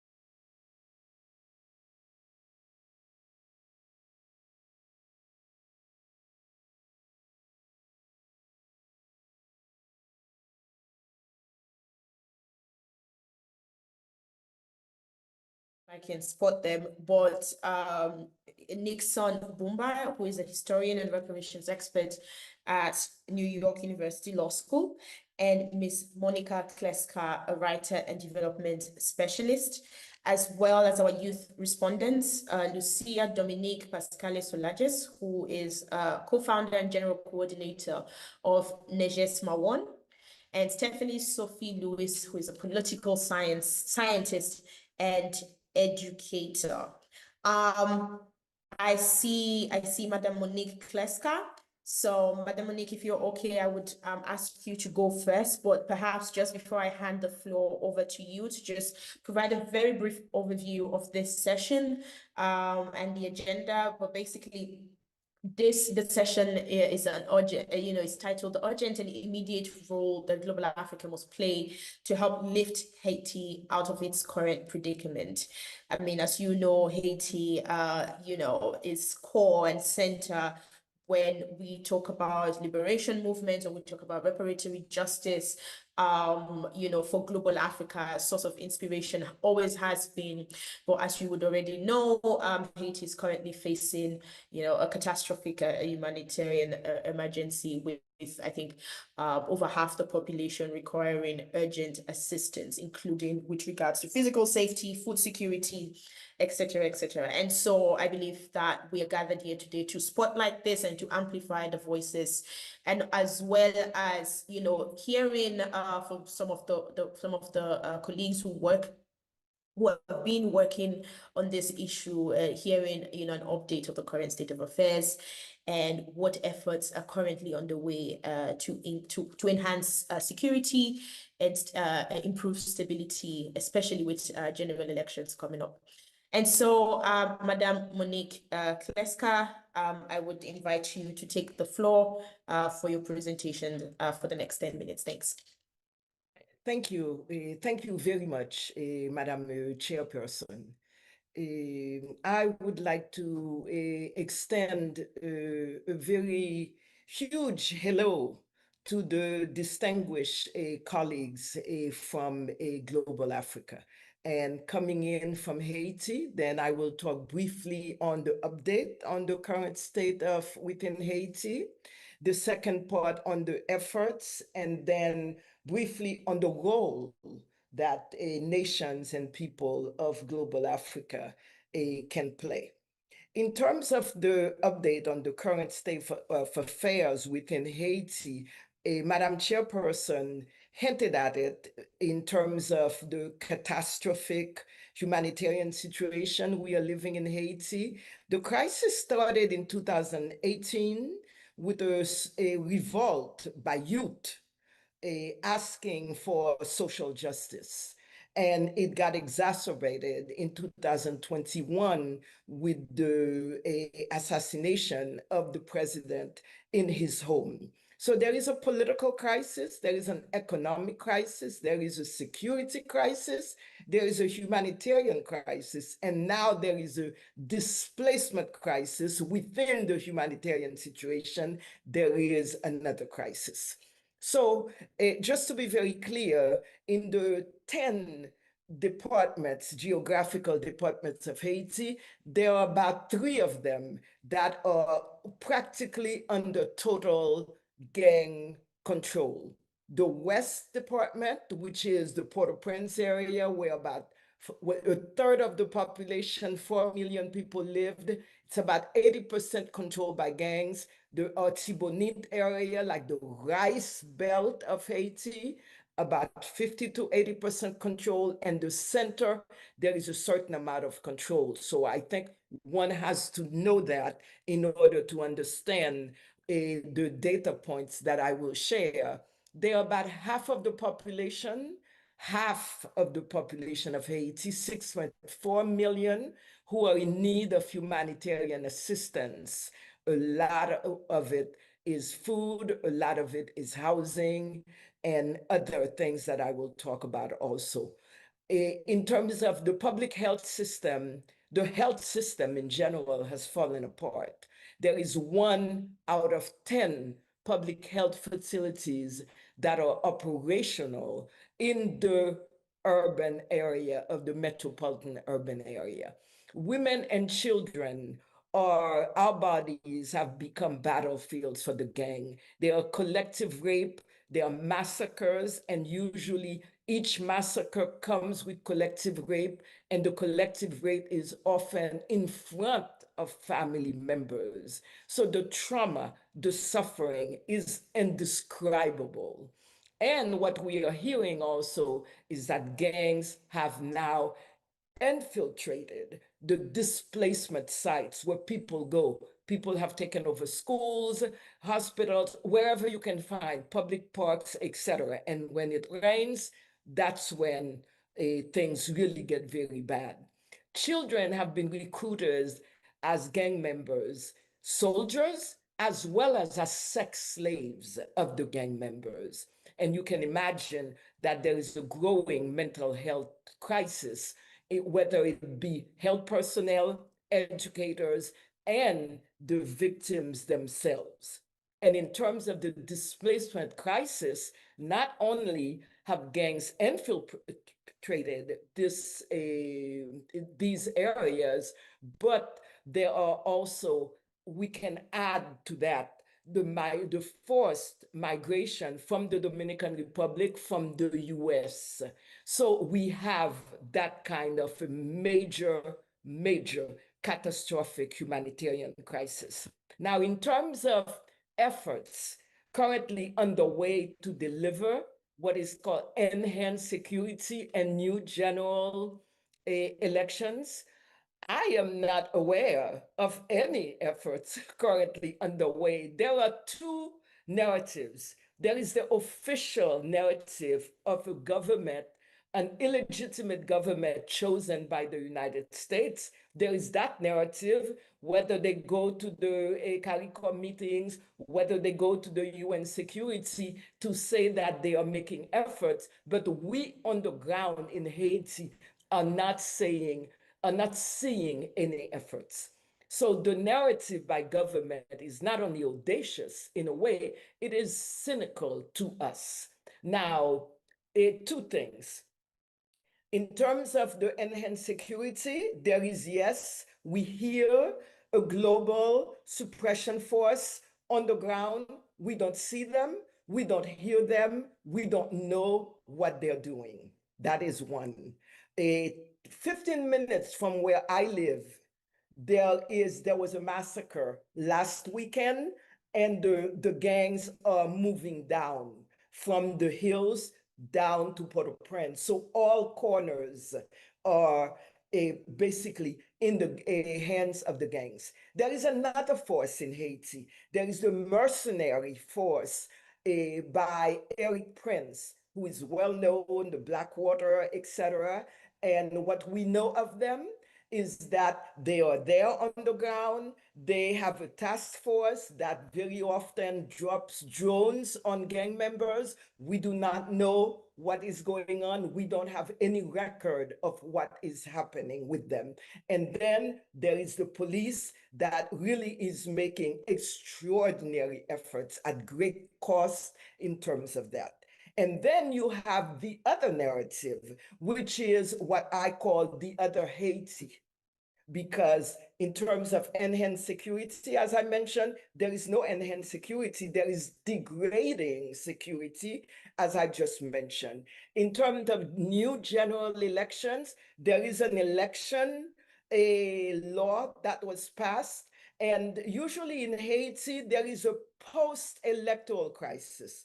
But in the case that we are in right now, in the situation, there is a pre-electoral crisis because government has issued an electoral decree rather than the electoral council. Government has chosen the coordinator of the electoral council rather than them doing it. There are no dates floating, and people are beginning to think that the new offensive by the gangs is perhaps so that there are no elections. So nobody who I know in their right mind believes that there will be elections in the next 5 months, meaning in 2026. The other Haiti I talked about is the narrative of grassroots organizations, youth organizations, women who are into whether it be resistance by the way they are living this crisis with dignity or in active resistance. So it is really a Haiti that is taking care of each other, a Haiti that is in the 7 other departments in particular. And it is a Haiti, as I mentioned, that realizes that the social contract with the state is broken because the state does not provide anything. It is incapable and unwilling to provide security, health, education. And it is the other Haiti that is asking for respect of its human rights with dignity. And it is another Haiti that has really is, when I say taking care of each other, because a lot of displaced are not only in displacement camps, but they have moved back to the boondocks, to the rural areas, to the other areas where they have their family. So that family is taking care of family. And it is also a Haiti that is calling for reparatory justice. So we're not forgetting what is essential and what is important. And to conclude, what I would say then is in terms of the role that nations and people of Africa must play in helping Haiti extricate itself from the prevailing predicament.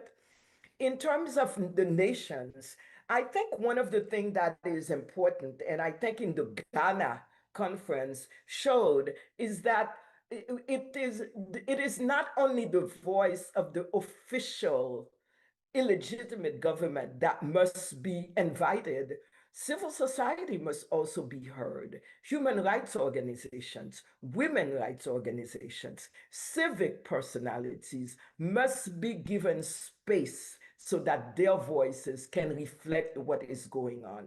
The second point is that there is an urgent need for humanitarian assistance, whether it be bilateral or multilateral. And I think that is important.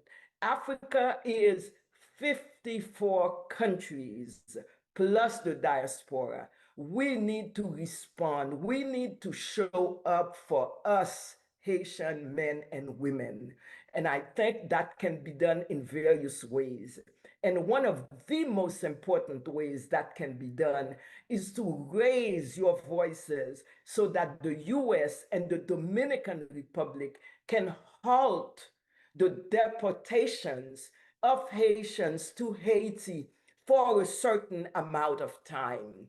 Of course, we recognize each state has the right to do what it can, but right now, it really would help us if those deportations could be halted, whether it is, and I say specifically Dominican Republic, and because most of the Dominicans who are being deported, and I say most of the Dominicans are Dominicans of Haitian origin, but because they're Black, they are seen as only Haitians, even though they were born in the Dominican Republic.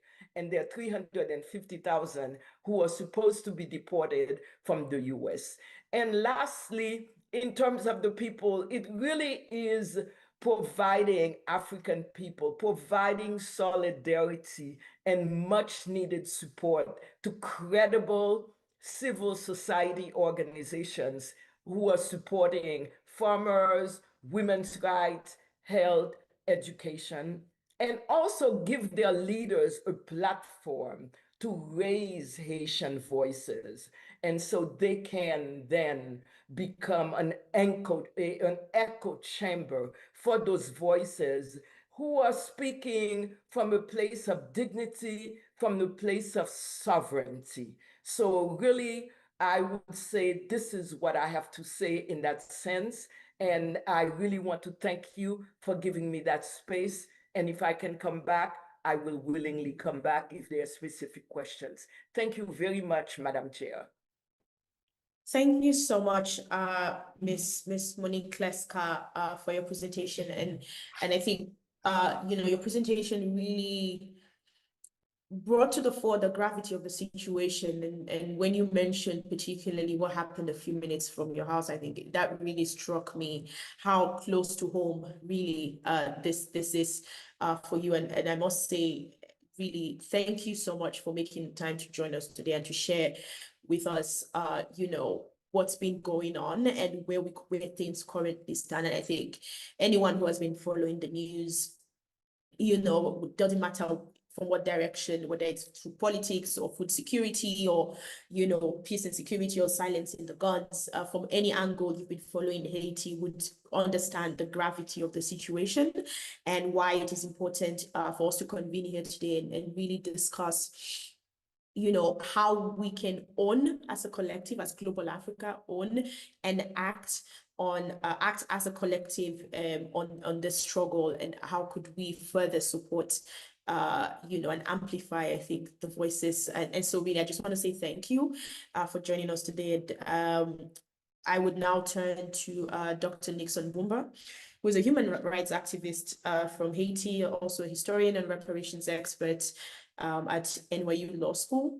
I'll just hand over the floor to you, Dr. Bumba. Thank you. Thank you, Madam la Moderatrice. First, I have to say I will speak in English. I don't get my remarks in English and French. Sorry. And secondly, in the way I was presented, I'm not associated with NYU Law School. We are collaborating with NYU Law School on reparation, the past reparation and also anti-extractivist fights the past 15 years. But I'm not representative of NYU Law School. And as I said, I will start my presentation in French, and this under the colonial legacy and language. And ma présentation va être structurée en trois parties. D'abord, c'est des mots d'introduction, puis une deuxième partie, c'est la nécessité de changer la narrative sur Haïti. Et puis, enfin, des recommandations que je souhaite partager avec le Global Africa. Car aujourd'hui, cette rencontre met ensemble non seulement les Africains du continent, mais la diaspora africaine, particulièrement de la Caraïbe. C'est un honneur pour moi de participer à cette importante discussion aujourd'hui. Pour discuter d'Haïti, de ses rapports de son altérité avec l'Afrique et particulièrement avec la Caraïbe, qui est notre voisine, avec qui on partage l'océan, on partage la géographie. Haïti représente l'une des plus grandes réalisations politiques de l'histoire moderne. La révolution haïtienne a transformé les Africains réduits en esclavage en citoyens, a vaincu la domination coloniale et a démontré que la liberté des Noirs n'était pas une simple aspiration, mais une réalité. L'indépendance d'Haïti, proclamée en 1804, a changé le cours de l'histoire mondiale. Pourtant, plus de 2 siècles plus tard, la nation qui a inspiré la liberté sur plusieurs continents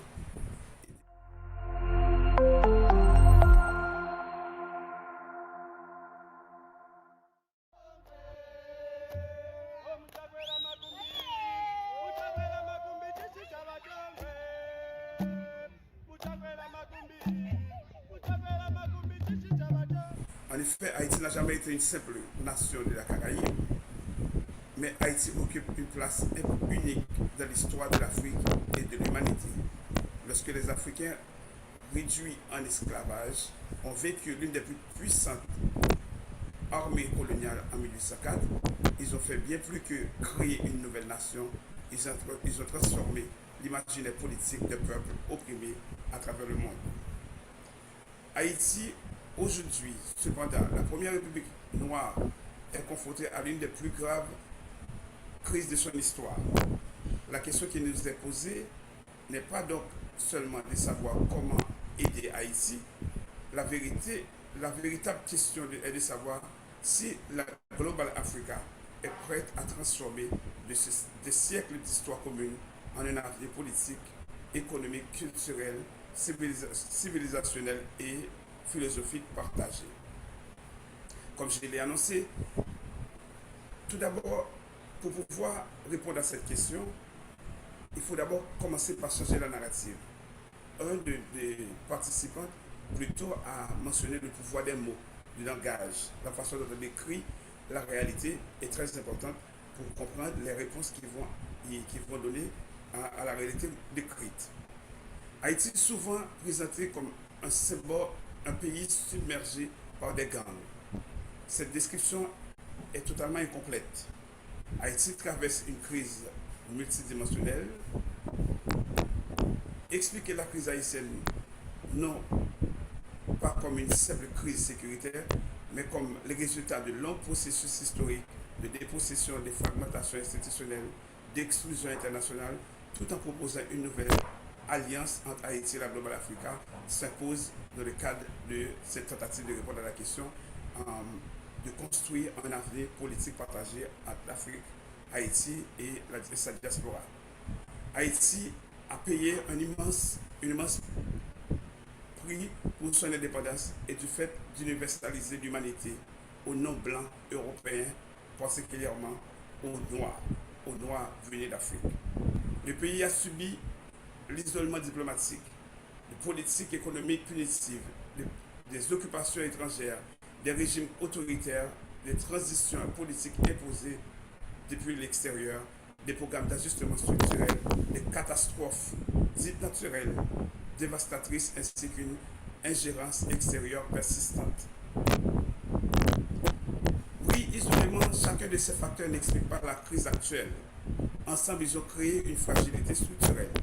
La violence armée n'est qu'une manifestation d'une crise beaucoup plus profonde qui englobe l'effondrement des institutions, l'exclusion économique, les réseaux criminels transnationaux, la corruption, les injustices historiques, la vulnérabilité environnementale et les échecs répétés de l'engagement international.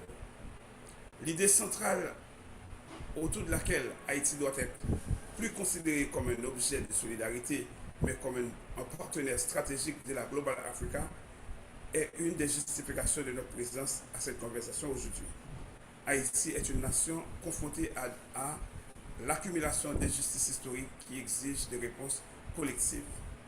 La justice réparative à laquelle Monique a mentionné et le professeur Curry a largement débattu et les autres panélistes, la justice réparative ne consiste pas seulement à réparer le passé, elle vise également à créer des conditions institutionnelles permettant aux peuples anciennement opprimés de façonner eux-mêmes leur avenir. Troisième partie de ma présentation, si ça doit être une tentative encore de répondre à une question très importante. C'est comment la Global Africa devrait-elle se préoccuper d'Haïti? Pourquoi et pourquoi? Donc, Haïti, nous avons une histoire, notre histoire est aussi celle de l'Afrique. Les hommes et les femmes qui ont construit Haïti, on venait tous de l'Afrique. La lutte pour l'indépendance d'Haïti est devenue un symbole de résistance dans tout le monde africain. De nombreux mouvements panafricains de libération se sont inspirés d'Haïti. Aujourd'hui, l'histoire nous pose une question fondamentale. La Global Africa est-elle capable de démontrer que la solidarité panafricaine peut produire des solutions concrètes? Si la réponse est oui, Haïti peut devenir un modèle renouvelé de coopération entre l'Afrique et sa diaspora. Sur ce, je propose 5 engagements stratégiques. Premier engagement, c'est comment on va transformer ce récit de fétiche, ce narratif de fétiche qui fait d'Haïti un pays échoué. Et ça fait partie aussi de la punition historique qui continue de représenter l'indépendance d'Haïti. Le fait d'avoir été victorieux contre les oppresseurs nous met dans une situation de défaite permanente. Donc il faut changer ce narratif. Et deuxième, comment construire des partenariats institutionnels permanents entre l'Afrique et Haïti. Pas des partenariats seulement, il faut qu'on en ait. J'étais à Nairobi l'année dernière dans une discussion avec des camarades africains. On était en train de discuter quand on voit les Haïtiens qui veulent quitter Haïti pour aller aux États-Unis, au Canada, en République dominicaine. Ils sont chassés comme des bêtes sauvages. C'est une continuité du colonialisme, c'est une continuité de la punition, mais en même temps, pourquoi ne pas développer de nouveaux paradigmes de coopération, d'échange entre Haïti et l'Afrique, autour des piliers très importants et qui sont de véritables leviers pour l'Afrique et pour Haïti. D'abord des échanges universitaires, donc ouvrir des stages pour des étudiants, des chercheurs haïtiens dans des universités en Afrique, ouvrir des possibilités d'immersion pour des Haïtiens en Afrique et des Africains en Haïti. Ça permet de construire une relation plus humanisée au lieu de parler en termes de chiffres ou de l'humanitaire. Et autour de la santé publique, l'innovation agricole, de coopération judiciaire, de transformation numérique, de gouvernance locale et surtout de l'emploi et de l'entrepreneuriat pour les jeunes. Partage de connaissances renforce qui permet de renforcer la résilience à la fois de l'Afrique, car nous confrontons très souvent à des problématiques communes. Troisième engagement, comment créer une plateforme Afrique-Haïti pour la paix et la gouvernance. Moi, je mentionne le mot de la paix, et pas en termes de résultats post-guerre, mais comment créer les conditions pour vivre dans la dignité les Africains sur le continent et les Africains de la diaspora, en dehors de l'oppression de la suprématie blanche ou d'être un laquais entre les mains des puissances impérialistes régionales qui nous oppriment. L'Union africaine possède une expérience précieuse en matière de médiation, de dialogue constitutionnel, de consolidation de la paix, de reconstruction institutionnelle après des conflits. On pourrait bien bénéficier de tout ça. Ces expériences devraient être mises à la disposition d'Haïti dans le cadre d'une coopération structurée, non pas sous la forme d'une tutelle externe, mais comme une solidarité entre partenaires égaux. Quatrième engagement, c'est placer la justice réparatrice au cœur de l'avenir d'Haïti. Donc, quand on parle de la justice réparatrice pour Haïti, on parle de la justice réparatrice pour les Africains, pour les natifs américains. C'est Dessalines lui-même dans son discours. Il a dit, nous avons vengé les Amériques. Et a créé ce qu'ils appellent la première République noire, pas parce que nous sommes tous des Noirs, parce que justement, ils voulaient finir avec les barrières racialistes et racialisées pour dire exactement qui on est au monde. La justice réparatrice doit signifier pour nous la restauration de la dignité, la restauration des institutions que nous décidons de concevoir, de mettre en place et d'implémenter. Restaurer les opportunités économiques, restaurer la vérité historique, car la vérité a souvent été bafouée et n'a pas été la boussole des actions des leaders ou des rapports, dans le cadre du rapport entre l'Afrique et le reste du monde. Donc, cinquième engagement, investir dans la jeunesse, je l'ai mentionné un peu plus haut, et la jeunesse est en Afrique et dans la Caraïbe, particulièrement en Haïti, la plus grande richesse d'Haïti et de nos confrères africains et de la diaspora, c'est non seulement la jeunesse, mais aussi nos sous-sols, mais ça pose nos positions géographiques. Donc, ceci implique comment mettre en place, institutionnaliser des échanges autour des bourses africaines et haïtiennes, des programmes conjoints de recherche, des échanges universitaires encore, des laboratoires d'innovation, des coopérations culturelles surtout, et des formations professionnelles. C'est ainsi qu'on pourra construire un avenir durable.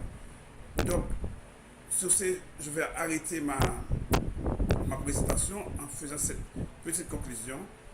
L'histoire a déjà mis l'Afrique, l'histoire a déjà uni l'Afrique et Haïti. L'Afrique, Haïti, quand on parle d'Afrique, de la Global Africa, y compris la Caraïbe et la diaspora africaine.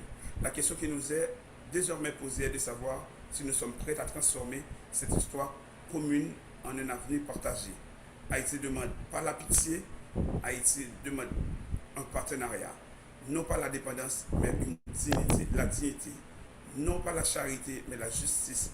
Non pas une attention passagère, mais une coopération sur le long terme. Merci beaucoup.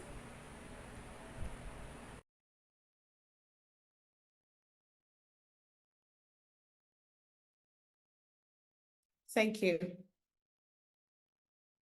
Thank you, Dr. Bumba. And I do apologize for getting your affiliation wrong, and thank you for that quick clarification. Also, thank you for your time and, for your presentation, especially when it comes to some of the action point and concrete steps that Global Africa can do to support and to solidarize, as well as amplify some of the ongoing work that you and other colleagues are doing on the ground with respect to Haiti.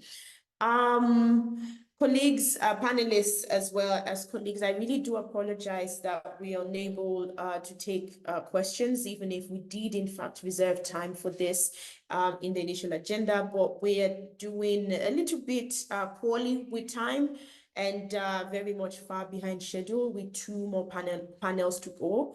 And we really do want to get to those two panels. And so what I'm going to do is just move on ahead at this point, invite the youth respondents if they're online.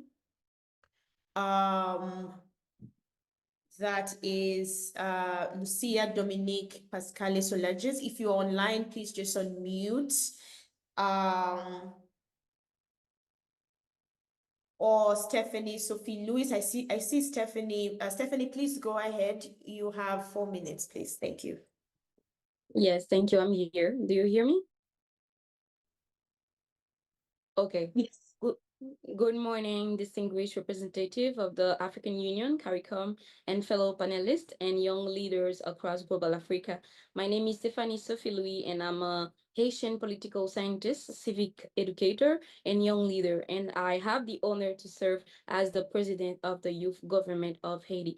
And it's a privilege to be here today to represent the voice of the Haitian youth and to share our perspective from how Haiti and the global Africa can build a stronger future together.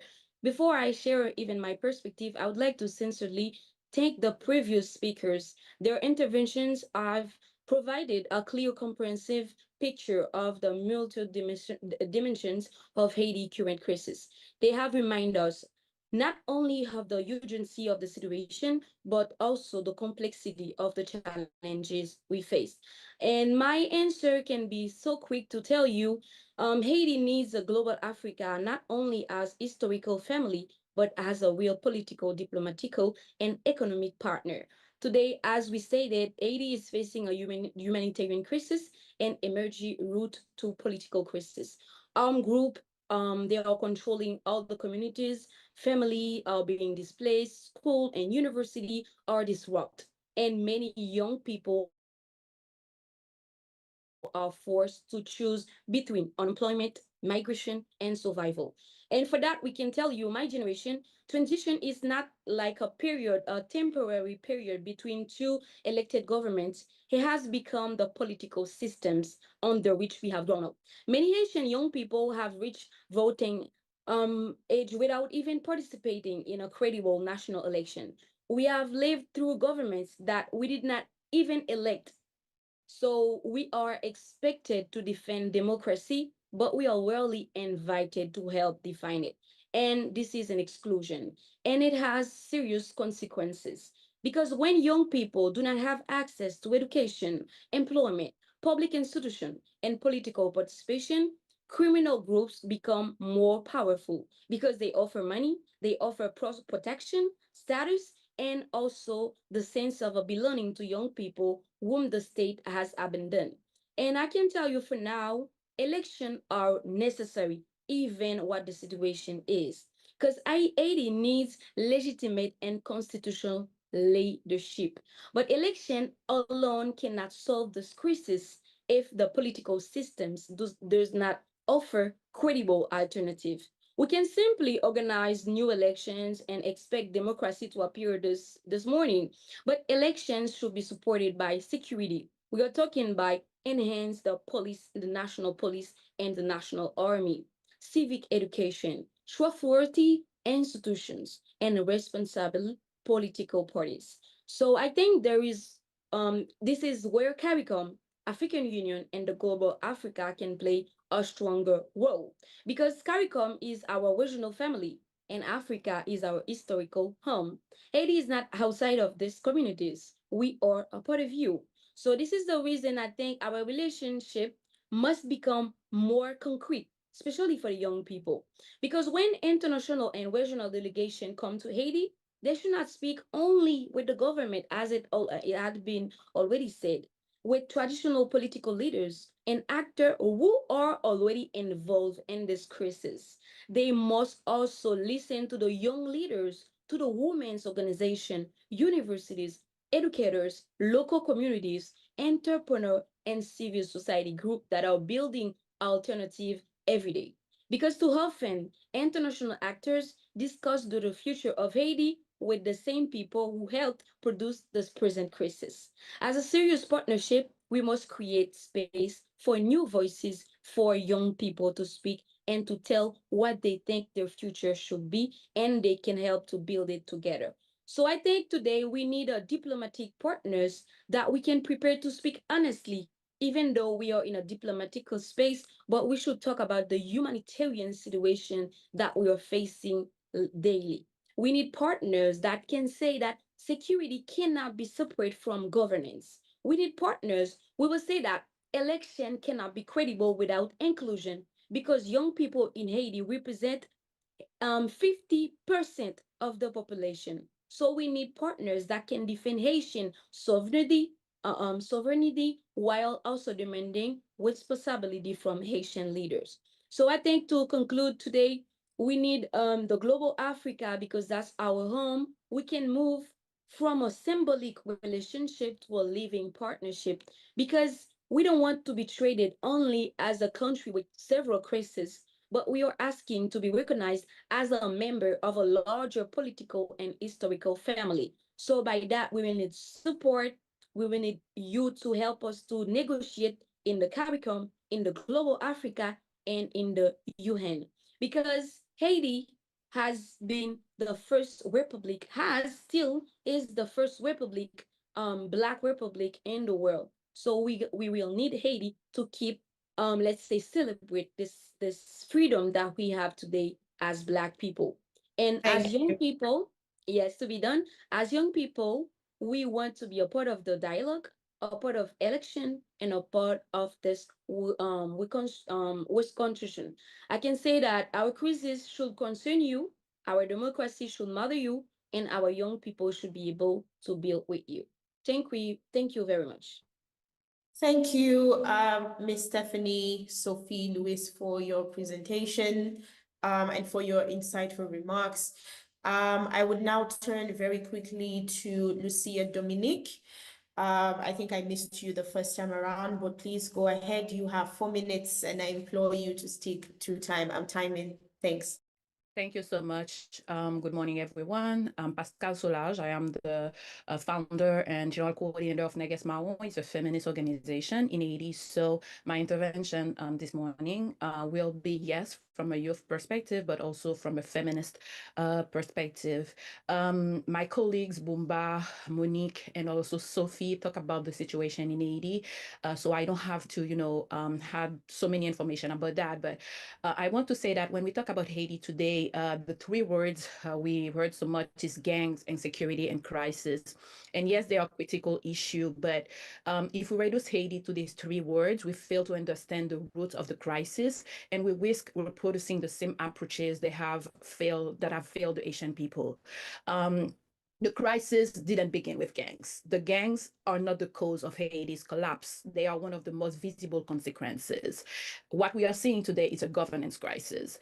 And for decades, Haiti has experienced political instability, weak institutions, systemic corruption, economic exclusion, foreign interference, and humanitarian crisis. So all the government have failed to provide security, justice, and basic public services, while international intervention, also unfortunately from the Caribbean region and from African region, have too often prioritized short-term stabilization over long-term institution building.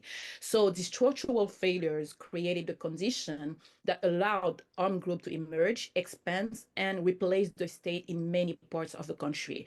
And today the groups do much more than just commit crimes in the country. They are governing, they collect taxes, they regulate movement, they control neighborhood, they determine to enter or leave a community, and they influence commerce, they recruit children, etc. So they use also sexual violence as a deliberate strategy to terrorize communities, to force displacement, and also to consolidate territorial control. So today, what we are seeing in Haiti is not only a criminal problem, it's a criminal governance. And we have to understand this distinction because it will change the response we have to do from our own action as Asian, but also the assistance we will have from the global Africa and the also Caribbean region. So when criminal organization replace the function of the state, the response must rebuild institution, restore public trust, strengthen justice system, and create economic and political opportunities. So today, what we saw yesterday, it was the response we saw for the next year, for the last years. We saw by example, the multinational security support force led by Kenya. Today, it's the gang suppression force. So we know that we need a solution to the security aspect. But for many Asian, and when we talk about the global Africa support, Kenya's participation was difficult to separate from an imperialist and broader foreign policy objective from the United States. So rather than representing an independent African response grounded in solidarity between former colonized people, the mission, unfortunately, from Kenya have often been perceived as African country implementing a security agenda, largely shaped outside of Haiti and without Asian. And unfortunately, today we have accusation of sexual violence from accusation of sexual violence from Kenyan soldiers from this mission. And we remember as Asian what we experienced with the minister a few years ago. So we say that as feminists, that every accusation deserves a transparent investigation and accountability. So a mission from any country, from Kenya or other country, from the Caribbean region, from global region, from global African region, exists to restore the rule of law, and it must itself embody the highest standards of respect of human rights and civilian protection. History teaches as Asian that military intervention alone cannot produce lasting peace. As Asian, we know this better than most. Many of us still carry the painful memories of the minister period. We remember promises of stability. We remember documented cases of sexual exploitation and abuse, etc. So as Asian feminists and human rights defenders, but also as young people, many of us are also mobilizing against the deployment of Sri Lankan peacekeepers today in Haiti after action of sexual exploitation and abuse involving Sri Lankan contingent during the previous UN operation in Haiti. Haiti's story is inseparable from the history of Africa.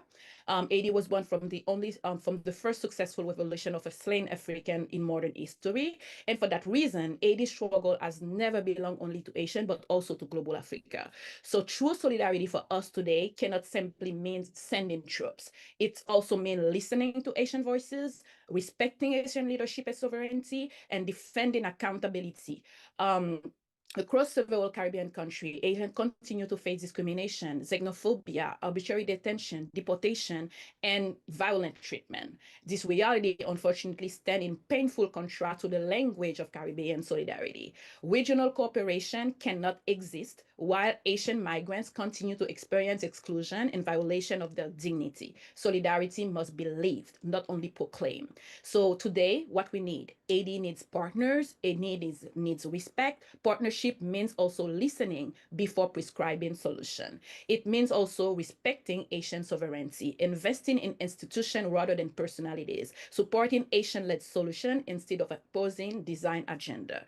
So the real question today is, are you ready as Global Africa and Caribbean region to finally choose to accompany Haiti in ways that strengthen Asian leadership rather to replace it? And genuine solidarity cannot exist without, unfortunately, this accountability, dignity, and respect for the Asian people right to determine their own future. Thank you so much for this place. Thank you so much for this conversation. Haiti's future must be built by Asian with your help, with your support, with partners like you who believe not only in Haiti's survival, but also in our right to thrive. Thank you so much. Thank you very much, Ms. Pascal Solage, for your presentation. I think that, and this is just as a collective, starting with the first speaker, Ms. Kleska. I think, one thing that has definitely come out is we did not have enough time to really do justice to this topic. And regrettably, we would not be able to afford further engagement at this very time, even if this is very much needed. But just to reiterate and to emphasize that the organizers of this forum think that this is an extremely important topic, and I hope that in the future, near future, as soon as possible, there will be another opportunity to engage, particularly with global solidarity for Haiti.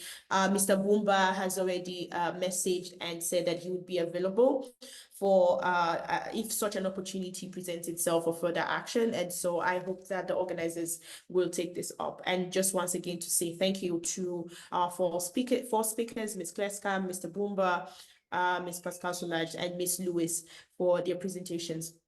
We are right now due for a presentation break where we were supposed to have a performance play, but I understand that that video has some technical challenges, so we will just skip over that agenda item, and I will turn the floor now to my co-moderator, Dr.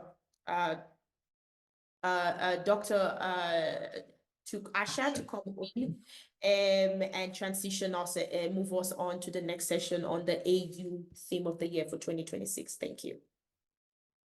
Thank you so much. That was truly a very, very thought-provoking discussion, and we really thank all the panelists for their contribution.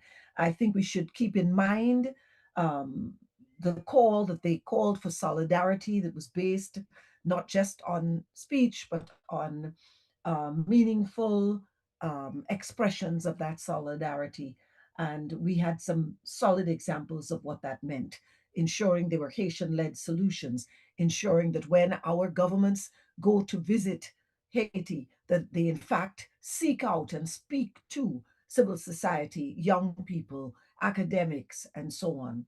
So I think we got some very strong recommendations there. And again, I just thank the panelists and the moderator. We're moving to session 3, which looks at the joint strategies and partnerships for the implementation of the 2026 AU theme of the year. And this AU theme speaks to the questions of water and sanitation. And within that discussion, and Ruth is going to take us, moderate that panel, but we have 3 excellent panelists on standby. And so I'm going to invite Ruth to go straight in and introduce her panel and the panelists. Thank you, Ruth. Thank you, Dr. Asha. We'll just get right into it. So this panel is a session that aims to sensitize and inform Global Africa about the AU theme of the year for 2026. We have a panel of experts who I would like to thank for their patience and for sticking around with us for this, and definitely would be looking forward to some of their insights. But as you may already know, or perhaps earlier stated, the current theme of the year is assuring sustainable water availability and safe sanitation systems across safe sanitation systems, and that's the theme. And today we would like to have this discussion. So I would just head right into it. If the panelists are online, and that is, please just go ahead and turn your cameras on, and that is Dr. Sipiwe Laura Stewart, who's an expert from WASH, Dr. Mary Stella Simui, from International Press Institute and an environmental journalism expert, and Dr. Shantai Murunait, Minister of Agriculture, Food and Nutritional Security from Barbados. So I can see Dr. Sipiwe, so please go ahead, Dr. Sipiwe, thanks. You have 10 minutes. Wonderful, Ruth. Thank you so much for the opportunity, and good evening from South Africa, Johannesburg, to everyone who is attending this occasion. I will just go ahead and say all protocol observed. So in the time that I have, I want to make one core argument, which is that water and sanitation are not merely technical or developmental issues, but that they're political. I'll make this case through three lenses, and I'll call them the 3 C's: climate, conflict, and citizenship. So firstly, on climate. Water scarcity is the delivery mechanism through which climate change is felt on the continent. Droughts, erratic rainfall, and depleted aquifers don't announce themselves as climate change. Instead, they announce themselves as a dry tap, a dry borehole, a failed harvest. And so WASH infrastructure is the first line where climate adaptation either succeeds or fails, and where its failure becomes visible to ordinary people. The second point is on conflict. So when water becomes scarce, it doesn't stay a resource question, it becomes a distribution question. And distribution questions are political. We've seen this across the continent, we've seen this across regions, including our colleagues and our brothers and sisters in the CARICOM region, where competition over boreholes, competition over grazing land, and between herders and farmers, tensions between host communities and displaced populations over shared water points can create intercommunal tension and violence. So scarcity tends to turn neighbors into competitors. The third point is on citizenship and belonging. And I think this is the most underappreciated point. Water tends to be a marker of who the state considers worth taking care of. In South Africa, for example, we've seen this starkly quite recently, where anti-immigration protests left hundreds of people stranded at relocation centers with no water or sanitation. We also see here in South Africa protests over unequal water access, especially in townships. And in both of these cases, I think that the presence or absence of a functioning tap communicates something deeper than infrastructure. It tells people whether they belong, whether they are recognized, and whether the state sees them as citizens worth saving, or citizens worth serving, in fact. So my key message: WASH is never just about plumbing. It's climate adaptation, it's conflict prevention, and it's also a social contract, all running through the same pipe. That means that the partnerships that we need aren't only between engineers and utilities, but rather we need three kinds of synergy. And this is now in terms of the core focus of today's session. The first one is AU and CARICOM technical cooperation, sharing climate resilient water infrastructure models, since both regions face similar vulnerability profiles, is going to be crucial to moving us along towards Agenda 2063. The second is on water and peace building actors working together. So conflict, early warning systems need to start treating water stress as a leading indicator and not as an afterthought. And finally, municipal and migration authorities need to coordinate directly so that when displacement happens, whether it's from climate, from conflict, or even from migration, as we've seen here in South Africa, WASH provision isn't the last thing that's arranged, but the first thing that's guaranteed, precisely because it is how people experience whether they belong. So Agenda 2063's water goal will only hold, in my opinion, if the partnerships behind them are cross-cutting and as cross-cutting as the problem of water, sanitation, and health is itself. Thank you so much, Ruth. I'll hand back over to you. Thank you, Dr. Stewart, for your presentation. And I think that really anchors some of the key considerations when it comes to implementation of the AU theme of the year. And I really liked particularly your approach when it comes to the social aspect of it, especially when it comes to who the state values, which really it's important to point out because at the end of the day, these dimensions of, social hierarchy and classism is very important when we start talking about how to move Agenda 2063 forward, because we talk about collective development and not development for the select few. So I really thank you for that. And I think it's good that you've come first because you've set the tone in terms of what the conversation should look like moving forward, especially with those key pillars that you pointed out. And so I'll turn the floor over to Dr. Meristella Simui. I think I saw her just now online. Yes. Please go ahead. Thank you very much, Ruth. My name is actually Dr. Meristella Simiyu. I work with the International Press Institute as the Africa Senior Legal Advocacy Officer, and I'm very grateful and honored to be here to contribute to these very important discussions. And I congratulate and thank the conveners for this forum. So just to start, maybe I just first need to apologize. I'm battling a bit of a cold, so if my voice becomes a bit nasal, please bear with me, but I'm hoping it will behave for the next 10 minutes. So as I indicated, I work for the International Press Institute, which is actually an international organization that works to defend press freedom globally. We do have a program in the African continent on strengthening climate and environmental reporting. And in doing so, we do monitor violations on press freedom. We undertake research around various themes that affect press freedom in the African continent. And this informs our advocacy work as well as capacity building for journalists and other stakeholders. So with this year's AU theme on WASH, it very much aligns with our work. And it's important for us to see how we can really recognize the role of the media as a key partner when we are thinking about strategizing and also partnerships towards how we can achieve the Agenda 2063 of the AU. So when you think about the media as a partner, and really Dr. Simpiwe set the tone quite well, while we are working towards the goals of sustainable water and safe sanitation systems, we do recognize that journalists play a critical role in reporting issues around Africa's climate and environmental challenges.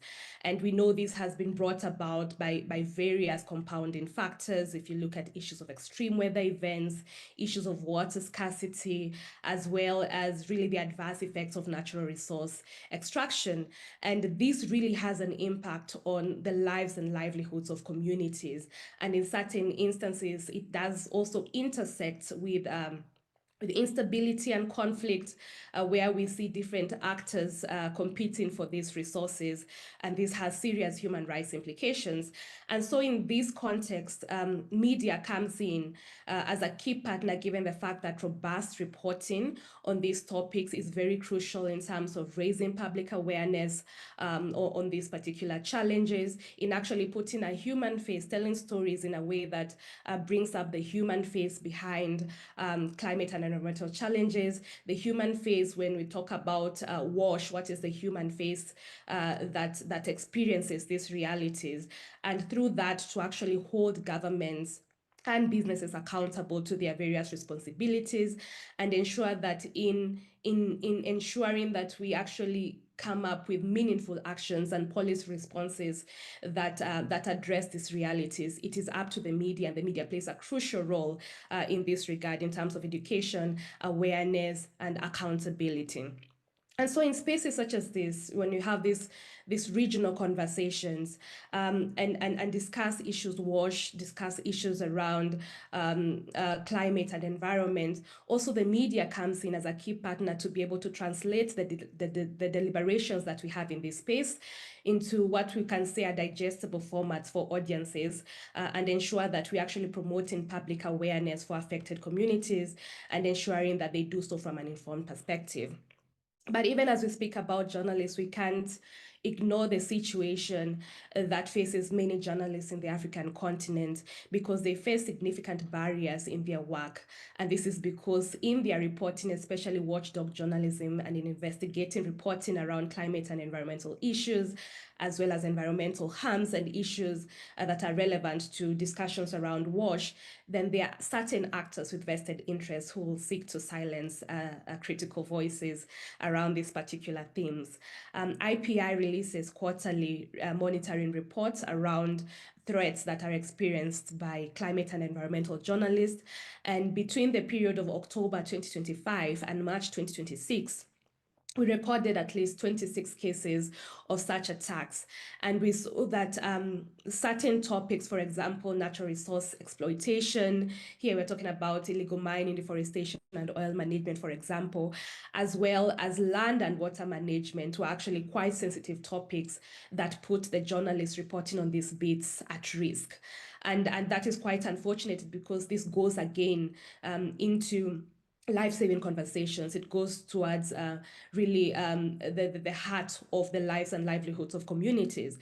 And yet we see violations extending not only physical assaults, we are seeing intimidation, we are seeing arrest, but also another growing threat that is facing climate and environmental journalists is the issue of SLAPS, which is strategic litigation against public participation, where we see an abuse of court processes to silent reporters who are bringing us the stories on climate and environmental issues, including those that are affecting land and water management.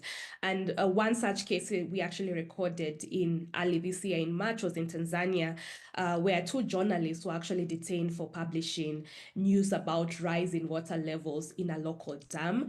And I think we can all agree that this is a story of public interest, because not only can it, if it's not addressed, if there are no measures to mitigate this occurrence, it will actually lead to loss of lives if it is not addressed. And we can see in this case that the journalists were actually accused of spreading information that causes public fear. And the challenge is that when we see such cases of arbitrary arrest and the misuse of the law, it does have a chilling effect on climate and environmental reporting in the African continent at a time when these voices are very important.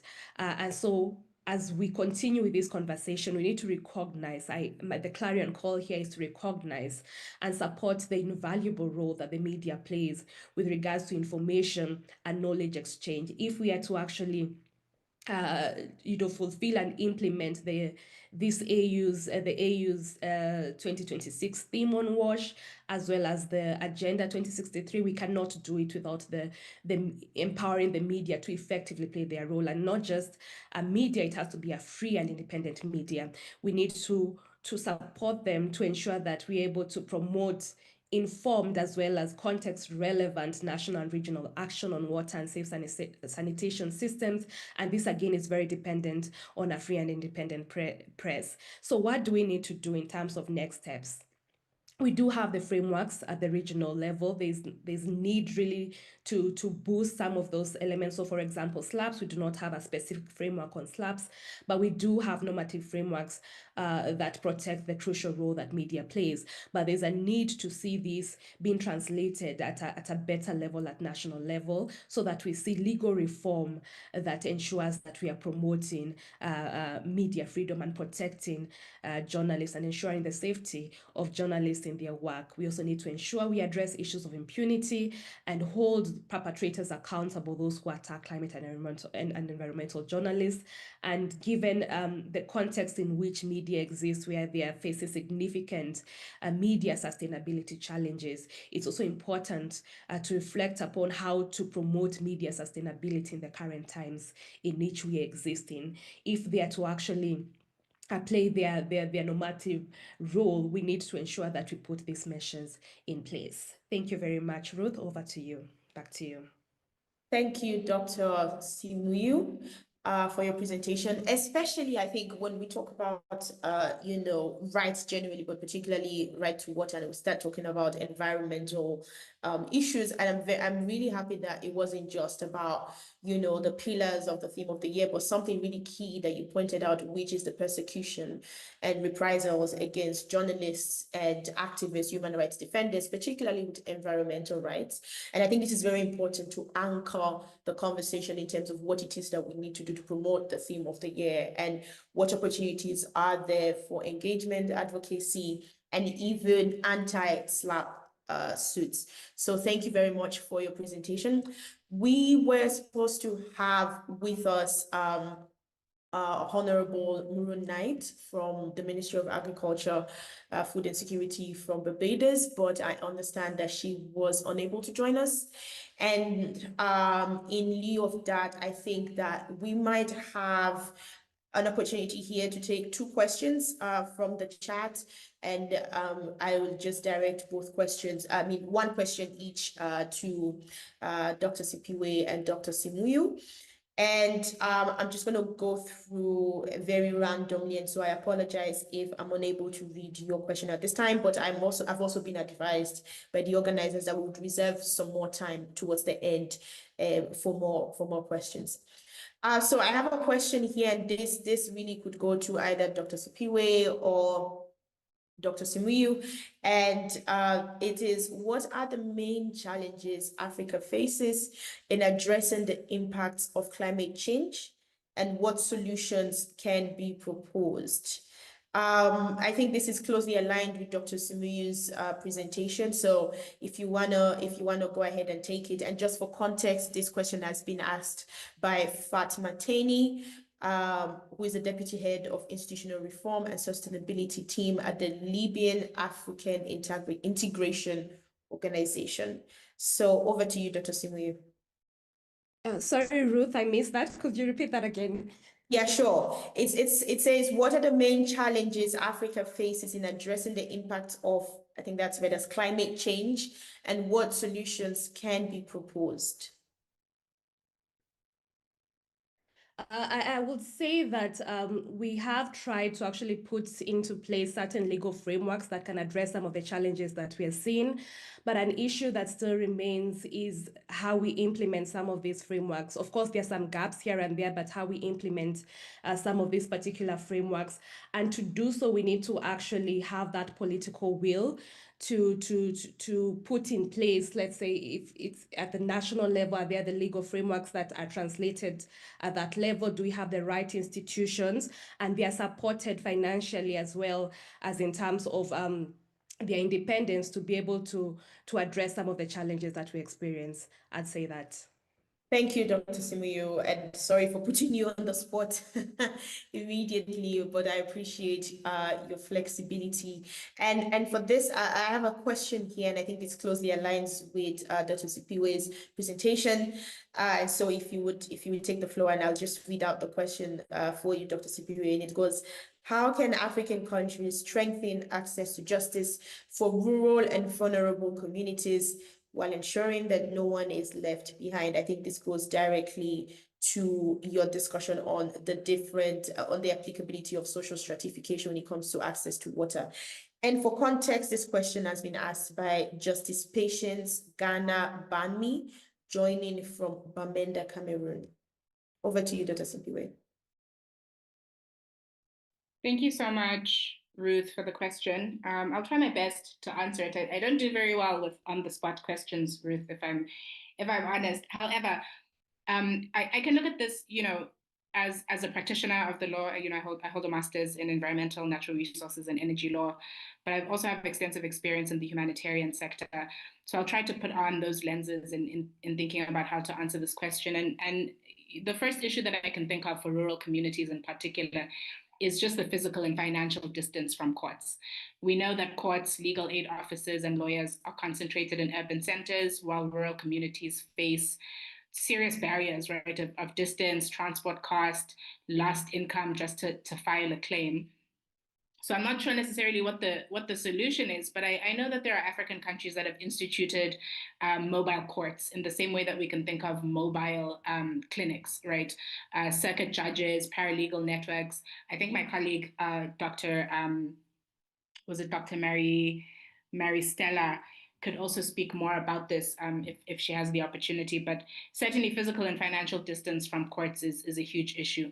And I think that this is only going to be exacerbated by issues such as climate change and conflict, right? So we know that in instances of climate, humanitarian disaster, people are dislocated from social services, from public health services, and of course, legal services are going to be part and parcel to that. The second I can think of is issues of language, literacy, and perhaps formal legal disconnect. So formal justice systems, and I think this is the right forum to bring this up, formal justice systems tend to operate in colonial languages and procedures, which might be unfamiliar to rural populations. So there are issues of linguistic isolation. There are issues of decoloniality that amplify the inaccessibility of a judicial system that in many instances replicates colonial structures, colonial ways of working that may make it difficult for rural communities to access justice. So formally integrating and resourcing traditional and customary justice systems is one mechanism that could be explored. I heard a colleague earlier speaking about the gendered elements of issues around reparations. I think that same issue applies here, of course, with traditional and customary systems. Gender is going to be an issue. And then I think cost and awareness, and perhaps the cost part speaks back to the first point, but even where legal aid technically exists, people often don't know their rights or how to access services. We see that issue of awareness and information, even in systems around electoral policies.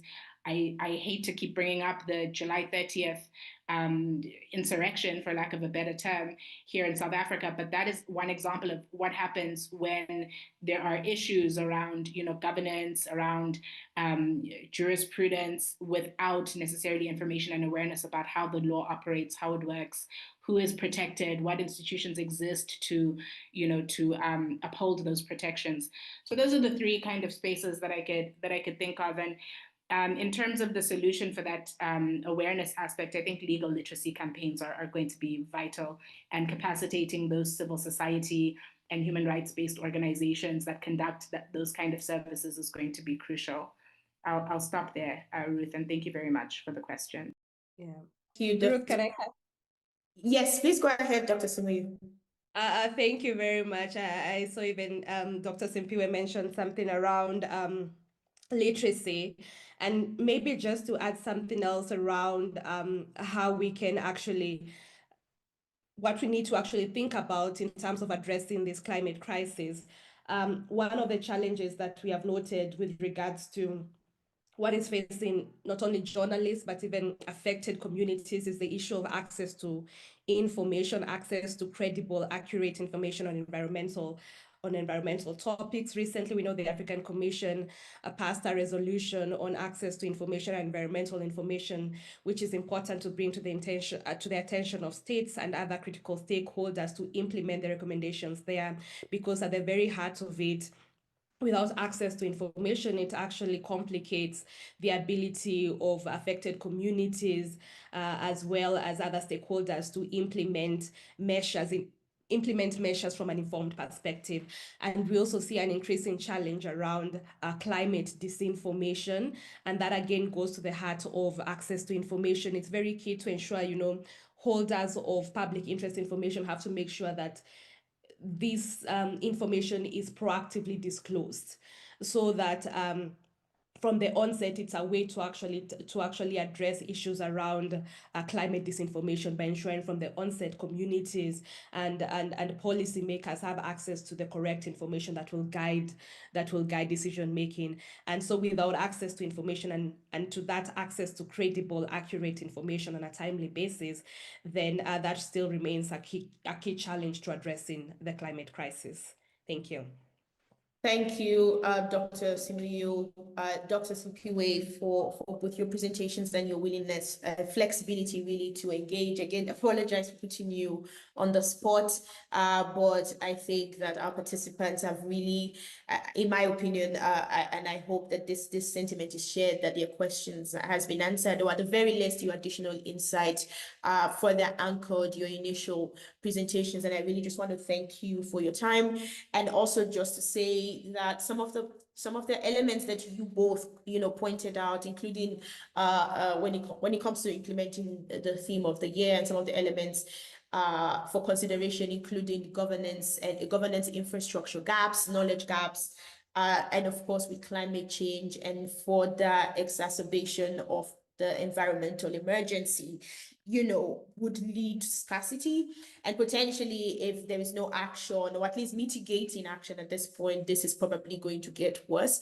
And I'm just seeing the elements between your presentation and the presentation from the panel before on Haiti, because almost every single thing, if not all of the elements that you pointed out, were present in Haiti. And I'm reflecting back to Mr. Bumba's presentation from colonial times till now. And, you can kind of see the trajectory of, what would happen if some of the elements that you identified continue to persist in a rapidly changing global climate emergency that is only getting worse. So I really thank you for your presentation. And I think that concludes the penultimate panel of this forum. And I would now turn the floor over to Dr. Asha to moderate the final session, after which we would move on to the closing remarks. And so, yeah, stick around, don't go anywhere just yet. Over to you, Dr. Asha. Thank you, Ruth. And I just wanted to add one little thing, because you did hit it on the head. The last panel on the environmental issues that are going to be addressed by the AU's theme this year for 2026, and the Haiti panel brought up this question of solidarity again, and the threats that we face. And I wanted to remind our listeners and our participants, in case they didn't remember, that when Haiti was hit with that horrific earthquake in 2010, it was I think Senegal, the then prime minister, the then president, Wade, who offered refuge in Senegal for Haitians who had been experiencing the devastation of that earthquake, that 7.5 earthquake. So yes, there are occasions that we can see that demonstrate the solidarity beyond the words, and we see that. And I thought, hearing the discussion on climate and that previous panel, that we should remember those things, because sometimes things happen so quickly and progress just, things move along. Okay, having said that, we are on our last panel, and here we're looking at the question of the outcomes of the second Africa CARICOM Heads of Government Summit. And I have a message just to point out that one of our panelists, and that is Elizabeth Solomon, who's the Assistant Secretary General of the CARICOM Secretariat, has been traveling and had hoped to be somewhere where she could be in front of her computer in time for this panel, but apparently delayed flights and so on makes her unavailable for this last panel. But let's proceed. So this panel looks at the outcomes of the second Africa CARICOM Heads of Government Summit.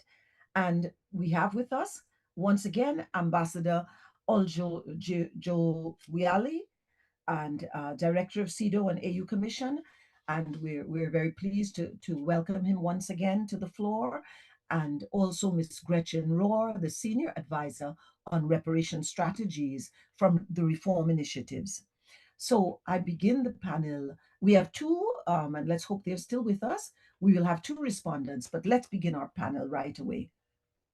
Ambassador, the floor is yours.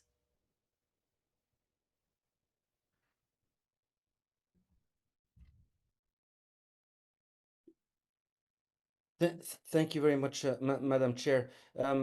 If you allow me, I could go as the second speaker and will join immediately. Thank you very much. Okay, surely. So let's invite Ms. Gretchen Rohr from the Senior Advisor on Reparation Strategies from Reform Initiatives to present. Ms. Rohr, are you with us? I am. Okay, wonderful. Thank you because very much. I've had the privilege of speaking alongside the ambassador, I'm going to joke he just probably did that to get at me. I'm happy to go first. Thank you so much for having me here. Thank you so much to our partners. I'm sorry, I want to make sure I have my notes. I really want to thank our partners and co-hosts, and I stand on all protocols observed. I'm Gretchen Rohr, Senior Advisor on the Diaspora and a strategist on reparations for reform initiatives, which is a Pan-Africanist think tank that forges transcontinental sustainable partnerships and catalyzes action towards co-governance of civil society and the Global South communities within the African Union and abroad. I wish to really honor the seeds of the work that we are celebrating today, and those who not only planted them, but have nourished them over the centuries. This includes our ancestors who battled colonization, those who resisted trafficking, those who protested enslavement, and in fact, those who first petitioned for reparations through a variety of measures. I also want to express gratitude to the grassroots movements that carried this work across generations and our champions, many represented here within CARICOM, CELAC, and the AU. I also must recognize my fellow diasporans still tethered to spaces foreign to our bodies and hostile towards our efforts. There is shame that I sit with a country that was one that rejected the liberatory moment of advancing the UN resolution, but there is pride to know that I stand with the globe, even though potentially my representation does not. We continue to construct liberatory spaces, even in these hostile environments, and create legislation that advances the reparations agenda. So I am very proud of the work of my partners in the United States. I bow also to the 7 generations before us and the 7 generations ahead of us that will continue this work. So this brings us here where even Professor Hilary Beckles himself noted something is very different about this moment in time, though. And I remember that one of the key ways that I knew something was different was right after the UN resolution passed. I heard 2 people talking about it in the grocery store line. and the question to me of, have you heard about this? And it was just a wonderful moment of a turnaround, because typically I'm asking people, have you heard about the amazing work? Have you heard about the fact that we're the 6th region? Have you heard about these opportunities to be engaged?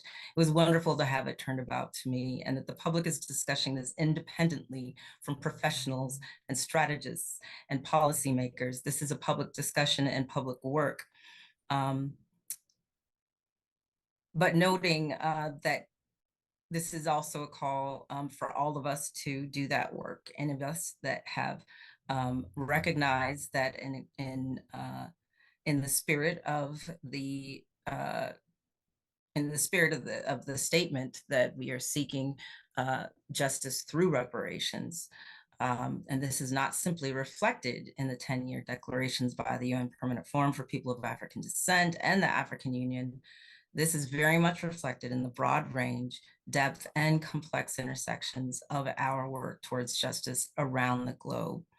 We have accomplished so much re-educating ourselves of the truth that reparations is the path to justice. Now, it is the work and the project for us to re-educate ourselves. The reparations and justice are distinct animals themselves.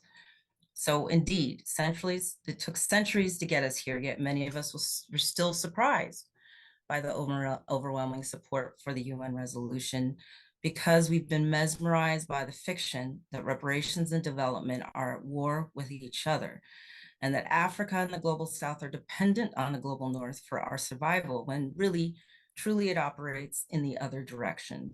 Just listen to these young people who have spoken today. Not only are they the future, they are the present, and the growing power and presence of young people across the continent of Africa is something the rest of the world is finally reckoning with. I'm privileged to be alive right now and to see all of this, and also to stand with one organization, Reform Initiatives, that dedicates itself to bridging the gap between government, communities, and civil society actors, and forging partnerships around the globe that advance reparatory justice. It's our commitment to advance 3 elements of reparatory justice. First, we aim to return people who've been displaced from regional and international governance by colonial construction of the state. We advise leaders, through this we're advising leaders and institutional organs, for example, within CELAC and the AU, as to how they can be integrating and engaging with civil society actors, community members, and of course, across the diaspora. One effort that is the most relevant to this conversation has been supporting the AU champion and the government of Ghana in the drafting and negotiations and public consultations crafting the UN resolution.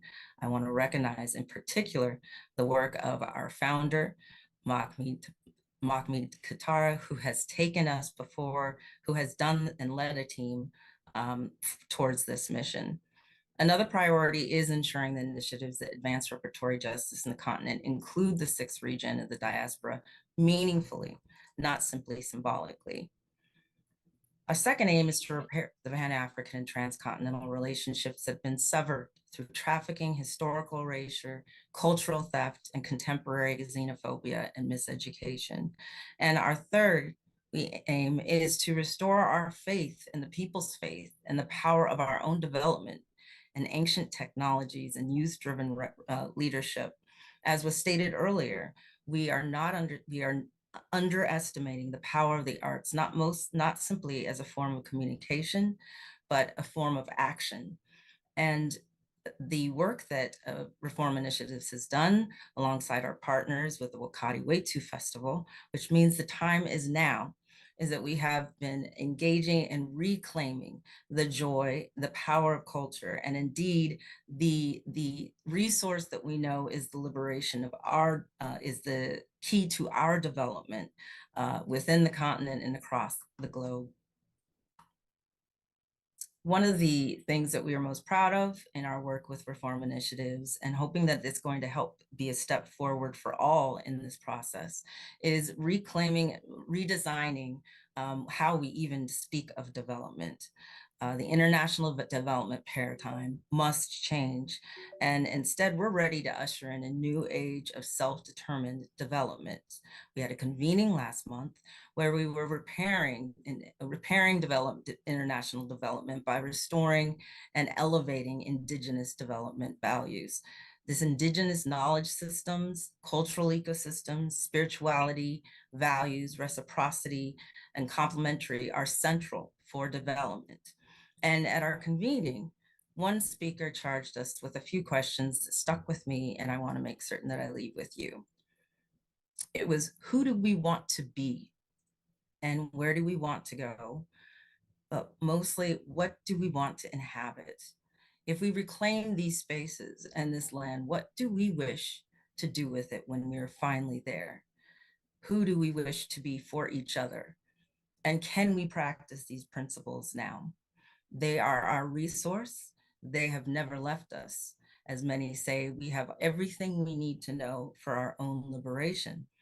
And so the final step of convincing ourselves of this power is something that we have the responsibility to do in our work, in our relationships, and in our advancing this amazing global momentum that has been charged from the very beginning of our liberation struggles and will continue beyond them when we're not just doing the work of repairing, we're doing the building and the transformation of institutions and systems themselves. I leave just one word as to implementation. Implementation is indeed one of the key aspects of mechanism of accountability. Simply put, reparations is nothing more than a fancy word for remedy. And the language of the UN Basic Principles on Reparation Remedy confirm remedies are to be defined by victims, not perpetrators.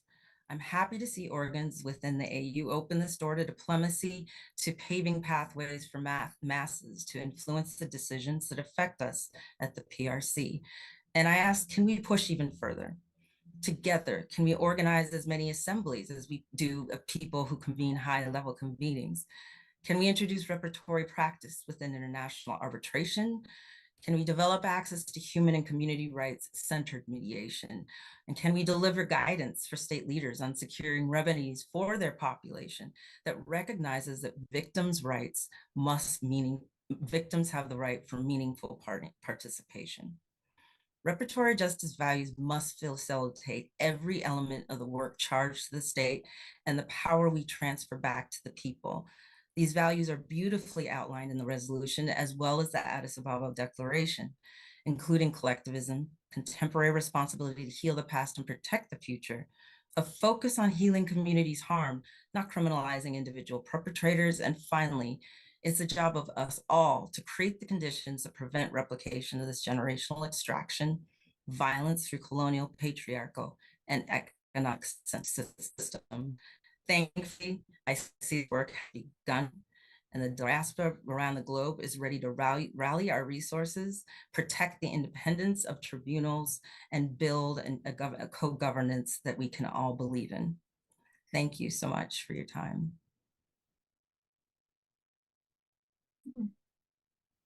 Thank you very, very much, Ms. Rohr. This is a very interesting presentation that you've made here, elaborating for us reparation strategies. And I think that I think we're going to benefit from having heard your presentation. I'm sorry we are without Miss Elizabeth Solomon, who is the Assistant Sec Gen at CARICOM, who would have shared with us information about the second Africa CARICOM Heads of Government meeting. But I think we have Ambassador with us from the CEDAW AU Commission, and I think he will more than easily be able to give us some sense of how that meeting transpired and what our working papers are as a result of it. So, Ambassador, once again, you have the floor. Thank you very much, Madam Moderator, and thank you for accommodating this slight rearrangement. But I was happy to speak after our dear colleague, and we have always been in touch on the reparatory justice, and I'm glad that she put the accent on that particular perspective, which is one of the dimensions of the cooperation between Africa and African Union and the CARICOM, not the only one, but a main pillar, of course.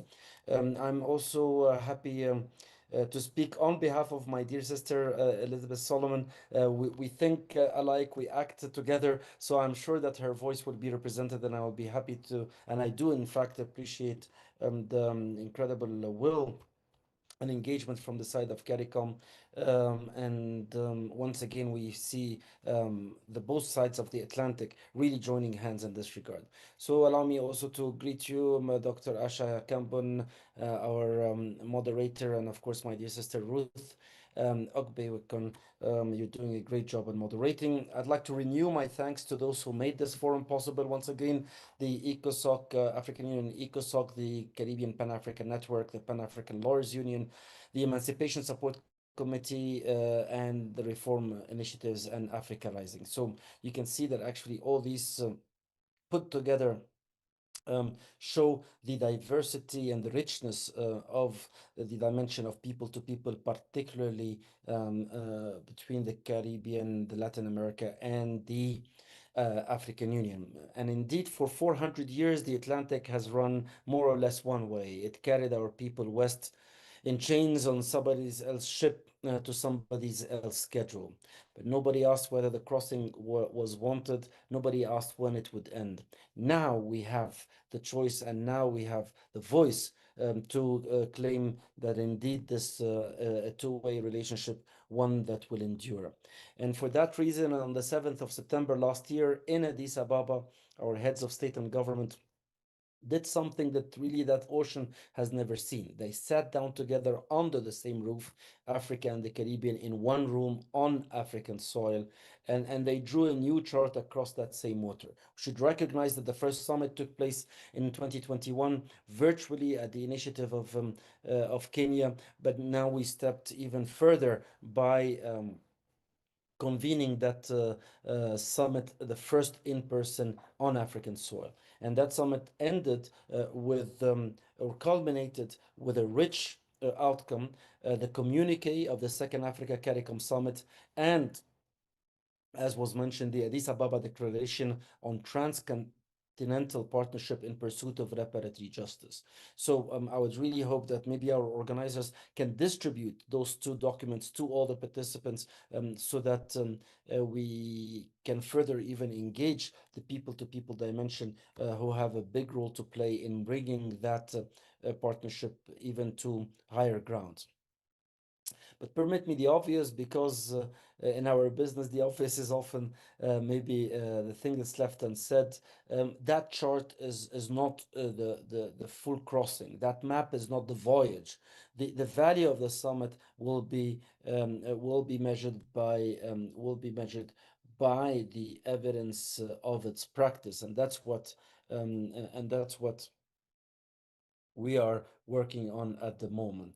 So let me report briefly and candidly on what has been actually moved. So first, and I think eloquently addressed by our first speaker, the machinery of reparatory justice is now real. As I mentioned before, on the 17th of June, for the first time in our history, the African Union Committee of Experts on Reparations, the African Union Reference Group of Legal Experts, and the CARICOM Reparations Commission met jointly.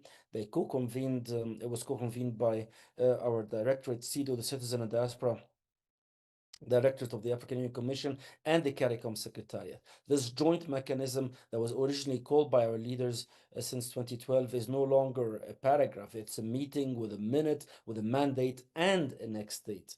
In fact, the institutional bridge is being built at both ends. The Memorandum of Understanding of September 2024 between our two organizations, it's focused on upscaling engagement with people of African descent, is under operationalization, with joint subcommittees mandated by the summit. Our leaders have set even their sights even further on an African Union office in Georgetown, the seat of the CARICOM, and the CARICOM office in Addis Ababa, the seat of the African Union. In fact, I can say that diplomacy without proximity is correspondence, but with proximity it becomes cooperation. And then also an aspect that needs to be equally discussed is commerce. And between our two regions that are bound by blood, by history, by culture, trade barely brushes, some say, 3%. Yet the instruments now exist. There's an Afreximbank partnership agreement to which 12 CARICOM states have now acceded. There's a CARICOM office in there's a Caribbean office for Afreximbank in Barbados, and then there's a CARICOM financing ceiling raised to, I think, billions of dollars. There's a Caribbean payment and settlement system that is being modeled on our own African payment and settlement system. These currencies may soon speak to each other directly without asking permission of a third continent. This is a people-to-people forum where we're speaking, right? And it's not only government. So I have 4 proposals. None of them are expensive. All of them are available and could be available this year. One is basically to keep score publicly. The communique contains about 50 paragraphs. That's why I was hoping and inviting that it be circulated to all the participants. And I would like to invite ECOSOC and the Caribbean Pan-African Network to jointly maybe publish a citizen scoreboard. So what has moved and what needs to move even further, and where can the citizens contribute directly. Also, we should make a cooperation bear revenue, and the Caribbean Trade and Investment Forum, I believe it's acronym that's active, is set to convene regularly. It's led by the Africa Exim Bank, with whom we cooperate very closely. So our diaspora chambers, our young entrepreneurs, our creative industries should be there, not as an audience, but as counterparties. A contract signed is a translation and a quote, even that quote from our communique. And in fact, the 2 C's go together, the contracts between our people and the communique between our government leaders. Third, the campaign for the crossing itself, meaning that our leaders are working on the multilateral air services agreement. Ambassador Komisong mentioned the direct flights that now exist between Lagos and the Caribbean, and these may be technical files, but they're technical files where constituencies should push them even further. A route once open changes everything for the trader, for the student, for the grandmother to visit her offsprings and her ancestors. And of course, we should supply the evidence and claim the dates. And here again, I come back to reparatory justice, where the experts of OSER, OLER, and the CARICOM reparations commissions, they need archive, they need testimony, they need community identification of cultural artifacts.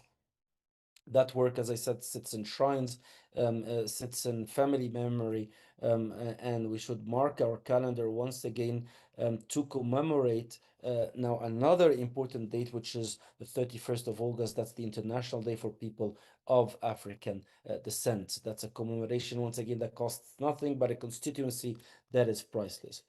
To our young respondents, a word that is not ceremonial is that the 3rd Africa CARICOM Summit is set to convene on the 7th of September. That's the Africa CARICOM Day every year in 2028 in a Caribbean state. That's almost 25 months away. Let's begin preparing. You begin also preparing your delegation, not the week before, but 2 years before, so that we can shape its outcome way ahead. So in fact, for 4 centuries, as I was saying, the Atlantic was a one-way passage. Our ancestors had no say in it. Today, it's different. Today, the ocean is two-way, and today we have a choice, and we have a voice, as I was saying. Let's carry these convictions out of this session. Let's also work on the different aspects and dimensions of our rich relationship. Reparatory justice is one, trade is another, culture is a third, and the list can go even long. The people of Africa and the people of the Caribbean are not 2 communities in correspondence, they are 1 community in 2 places. The charter has been drawn in Addis on September 7th of last year. Let the crossing be made by us in both directions, by our own choosing and on our own schedule. I thank you, Madam Moderator. Thank you very, very much, Ambassador. I seem to have gotten disconnected just momentarily. We're going to have Lavender Namdiero from the Racial Justice Campaigner. It's AFLAB, and maybe you can just tell us something about the organization that you represent, and we'd very much like to hear your response to the presentations made. You have about 3 or 4 minutes. Thank you very much, Dr. Asha. So I'd like to also thank the AU ECOSOC, CARICOM, CISPAN, and all the partners for convening this important conversation. And obviously, I stand by all the protocols observed. So I work at the African Futures Lab, where we work to dismantle racial injustices through accountability and repair. We are also one of the partners that Gretchen mentioned behind the very first festival on reparations on the continent called Wakati Wetu. So I'd like to begin by acknowledging the important contributions from Ambassador Al-Jawali and also Gretchen. I think this discussion has really reinforced something many of us have long understood, that reparative justice is no longer a marginal conversation. It's become a serious political, legal, and also development agenda for both the continent, for the Caribbean, and also the wider global Africa community. And from the perspective of the African Futures Lab, I would love to just briefly highlight three quick reflections. And the first is on the adoption of the UN General Assembly resolution, which is a significant milestone, and it reflects decades of advocacy by communities across the continent, the diaspora, who have worked tirelessly to secure recognition of, the trafficking and the enslavement of Africans and the enduring consequences, as all the speakers have mentioned. The second reflection is, while recognition matters, the conversation, just to reiterate, the conversation really needs to move towards implementation. And the question before us is no longer whether the case for reparation exists. The evidence is overwhelming. And the challenge is how we translate the political commitments into practical actions and measurable outcomes. And, this requires us to think about reparative justice not only as a response to historical harm, but also as a framework for addressing the inequalities that continue to shape our world today. We see these inequalities reflected in economic disparities, whether it's debt burdens, resource extraction, racial injustice, and climate vulnerability. And they're not separate issues. They're interconnected legacies of historical systems which continue to influence present realities. And lastly, and perhaps most importantly, the Africa CARICOM partnership that ambassadors talked about, it's really essential. And the histories that connect Africa and the Caribbean are shared histories. And equally, the pursuit of reparative justice must be a shared project. And as Prime Minister Mayor Motley has reminded us, Africa and the Caribbean are a family reconnecting after centuries of deliberate fragmentation. And I think that understanding should guide our approach as we move forward. And the opportunity before us is really to strengthen coordination between both governments, civil society, scholars, youth movements, and the diaspora communities, so that our efforts are mutually reinforcing rather than fragmented.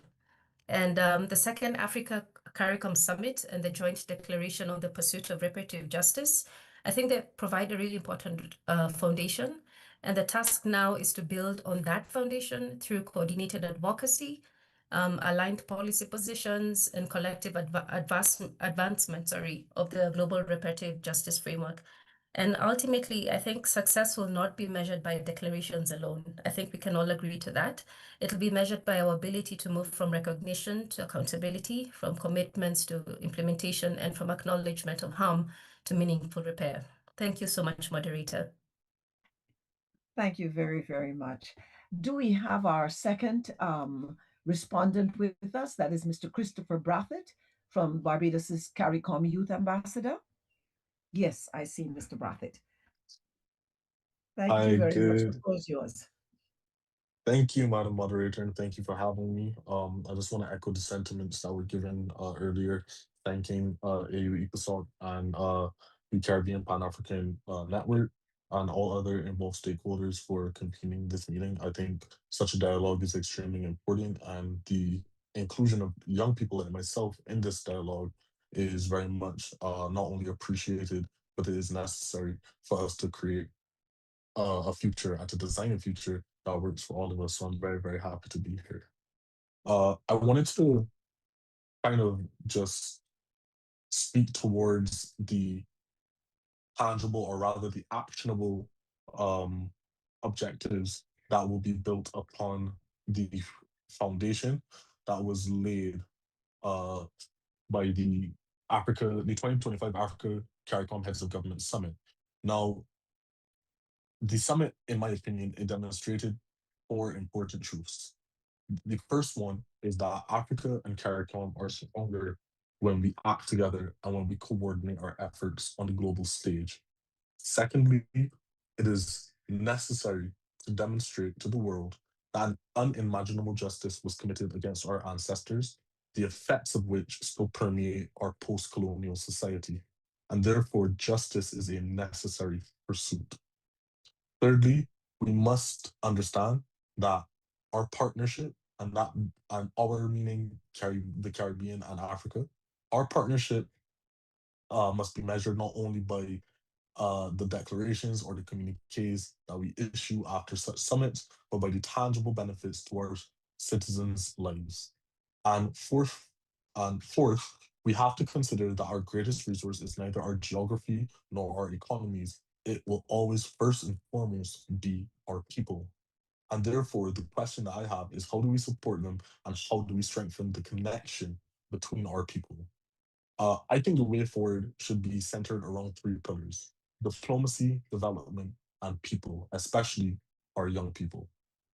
Uh, in talking about diplomacy, you must consider the significance of the establishment of an Africa CARICOM diplomatic coordination mechanism.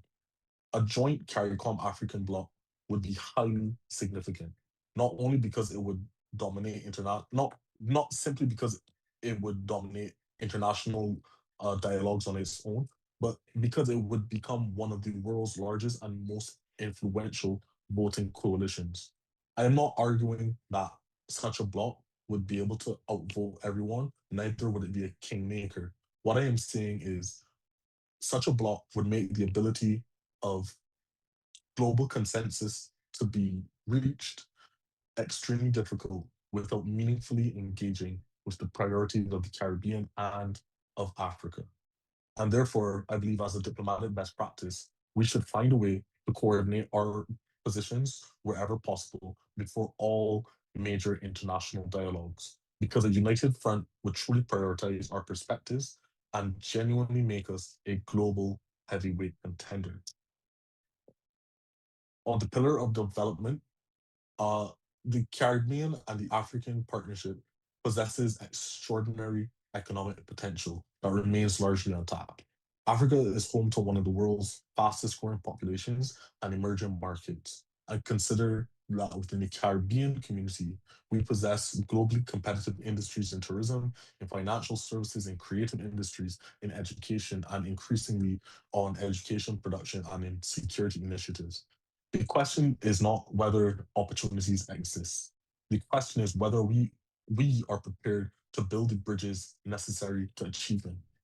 It is not beyond our people to increase Africa CARICOM trade and investment through practical measures. The governments and developmental institutions should prioritize studies and investments that improve CARICOM African transportation, shipping, and digital connectivity between our regions. We have the ability to design solutions in development that work for both of us. Consider the Bridgetown Initiative, the international financial reform. Consider, like the ambassador said before, our deepening relations between the Afreximbank and CARICOM.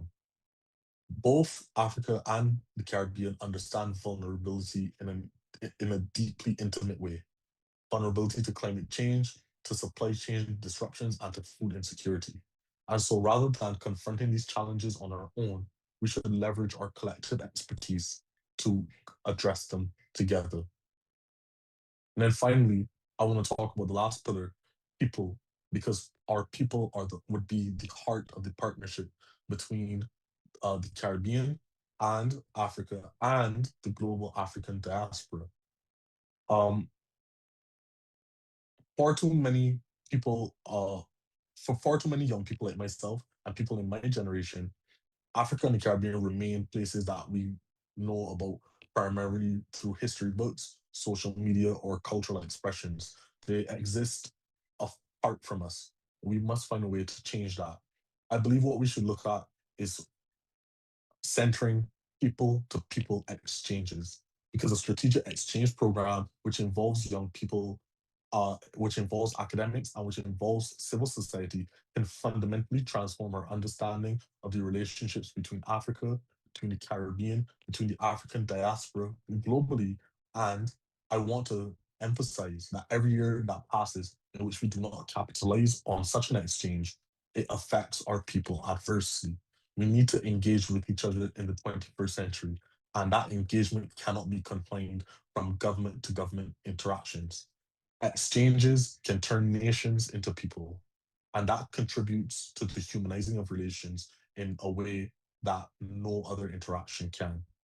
So I think we should look towards establishing an African Caribbean academic, civil, creative, and economic exchange program which supports individuals who are desirous of engaging in subjects that are critical to the development of our shared priorities. Areas like public policy, in climate science, in medicine, agriculture, in artificial intelligence, and of course, in cultural preservation. I also think we should talk about freedom of movement, because if we want to realize the type of connection that we dream about, then we have to build frameworks that ensure its feasibility. For example, Barbados recently developed a freedom of movement framework with 3 other Caribbean countries. And this freedom of movement framework has allowed people to come to Barbados and Barbadians to go to their countries to engage in economic exchange, cultural exchange, and people-to-people interaction. I believe that this can lay the framework for a greater freedom of movement agreement between Africa and CARICOM, and that would allow us to facilitate the people-to-people relationships that we wish to see. The Africa CARICOM Heads of Government Summit will undoubtedly be remembered as being a historic occasion which laid the foundation for the goals we wish to achieve. But history alone is not enough. Our success will not be measured by if we were able to pull off the joint summit. It will be measured by whether young people are able to exist in new markets, whether connections are able to be pursued, and whether we can coordinate our global perspectives on the international stage. It would make us more prosperous, more resilient, and ultimately our main goal of being more connected. The Atlantic Ocean once separated our ancestors through one of humanity's greatest tragedies. But today, I believe that it has the potential to be the bridge that connects our shared future. We are people connected, not separated by the water. Thank you. Thank you very, very much, Christopher. It's always good to hear the young voices on these issues, and definitely yours was one of them. And I just want to thank all the panelists and the respondents. We, of course, are very, very short on time, and we do want to give the opportunity of our 2 statesmen and women to present the closing remarks. So Ruth, would you like to take us into the last session of our closing remarks? And unfortunately, we don't have time to take questions from the floor. No, that's well and good, Dr. Cambon. And I will just go ahead and hop right into it and invite to the floor Ambassador William Carroll, who is the head of ECOSOC Secretariat. And I'm hoping that Dr. Chenzira David Kahina is also online, but Ambassador William Carroll, if you're online, please go ahead. Thank you very much, Ruth. Head Ambassador. And thank you for the way and manner you have steered the ship. We are very pleased.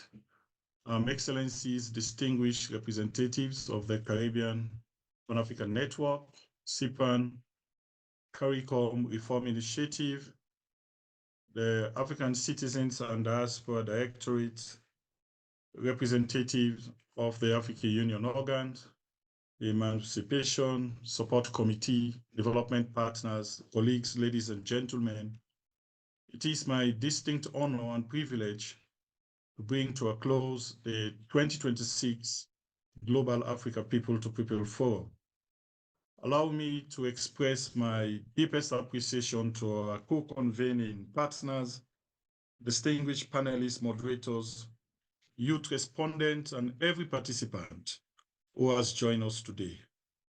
Your presence and valuable contributions are a testament to the enduring commitment of the people of global Africa across the African continent and the diaspora to advancing justice, dignity, unity, and solidarity. Distinguished ladies and gentlemen, our discussions today have highlighted both the magnitude of the challenges before us and the immense opportunity for collective action. Our panel on reparative justice reminded us that the journey from resolution to meaningful restitution requires courage, sustained political commitment, and the continued decolonization of global systems and institutions. Our discussion on Haiti delivers a clear and compelling message. Global Africa cannot remain a passive observer.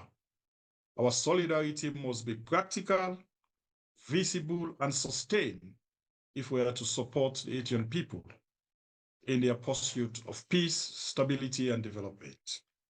Our deliberation on the African Union's 2026 theme of the year on water and sanitation grounded our conversation in the lived realities of millions across our continent, reaffirming that access to safe water and sanitation is not merely a developmental aspiration, but a fundamental human right and a prerequisite for sustainable development. Finally, our reflections on the outcome of the second Africa CARICOM Summit underscore an important truth. Political declaration must be matched by timely implementation, measurable progress, and meaningful accountability. The citizens of global Africa rightly expect tangible outcomes from the commitment made in their name. Excellencies, distinguished participants, as we advance into the second United Nations International Decade for People of African Descent, the theme of this forum, Advancing for People of African Descent, the theme of this forum must be understood not simply as a slogan, but as a call to action. Global Africa has endured profound historical injustices.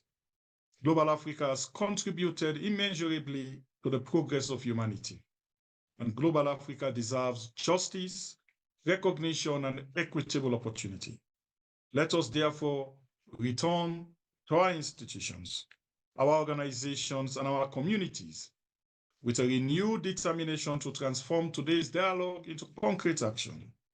Actions that honor the sacrifices of those who came before us while creating a more just and prosperous future for generations to come.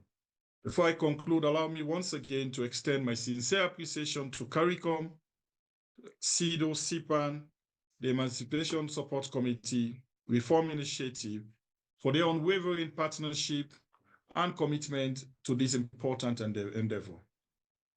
When justice is delayed, we must raise our voice. When solidarity is tested, we must stand together. It is in that shared spirit that we convene this forum, and it is with that same spirit that we move forward, united in purpose and resolute in our commitment to the aspirations of global Africa. On behalf of ECOSOC and all our implementing partners, it is my honor to bring this cutting to a close. Thank you very much, and thank you all for your participation, and I wish you a wonderful evening from my end. Thank you, and over to you. Thank you, Ambassador William Cairo, for the closing remarks. And I have been notified that Dr. Chenzira David Kahina from the Caribbean Pan-African Network Secretariat is also online. So, Doctor, if you can just go ahead and take the floor, please. Greetings to everyone. And again, this is worthy of a congratulations. This has been a fantastic gathering as we are closing the 2026 Global African People to People Forum. And while there are opportunities to expand this particular forum where it could actually last for perhaps an entire week, of convening, clarifications, more discussion, and of course, the questions and answers that facilitate our ability to deal with implementation. So in regards to the protocol already being established, on behalf of the Caribbean Pan-African Network Secretariat, I offer these closing remarks. Again, to all of our distinguished colleagues from a variety of corporations, institutions, organizations, civil society networks, and those individuals that kept highlighting throughout today's proceedings on implementation, on actionable goals and engagement. I like to use the term, and I've continued to share this, and it's a hashtag, actionable deliverables, because we have had many convenings, and this gives us an opportunity to actually advance reparative justice, reparations, restitution, repatriation, and the reconfiguration of how we move forward into the 21st century deeply with implementation of the highlights. We've heard a reaffirmed solidarity for our sisters and brothers in Haiti. That means actionable deliverables. We've heard of strengthening Africa-Caribbean engagements, relationships specifically to water and sanitation systems, which means we have to revisit how we look at water and sanitation systems where water does produce life, maintains life, sustains life. We also had an opportunity to hear a significant number of implementation strategies on the second Africa CARICOM Heads of State, Heads of Government Summit and Commitments, which allows for us to really speak to the UN General Assembly's resolution adopted on March 25th, 2026. And we've heard the numbers, whether we remember 80 to 50, whether we remain understanding of the truth that has been brought to the forefront regarding trafficking and all of the elements that come with that. How do you undo that? How do you unpack that? We've had a wonderful series.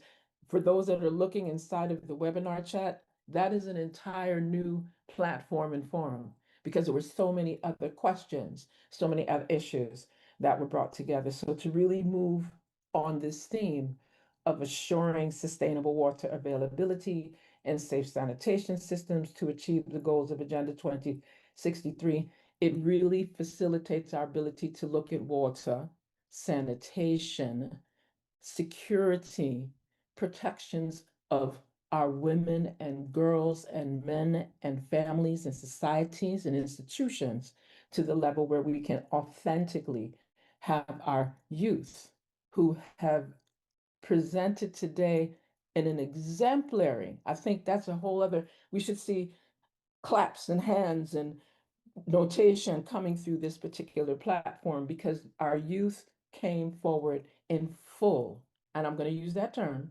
regalia, royalty, and intellectual excellence that far exceeded even the outcomes that were intended for this forum. And we need to commend them, right? I want to highlight that.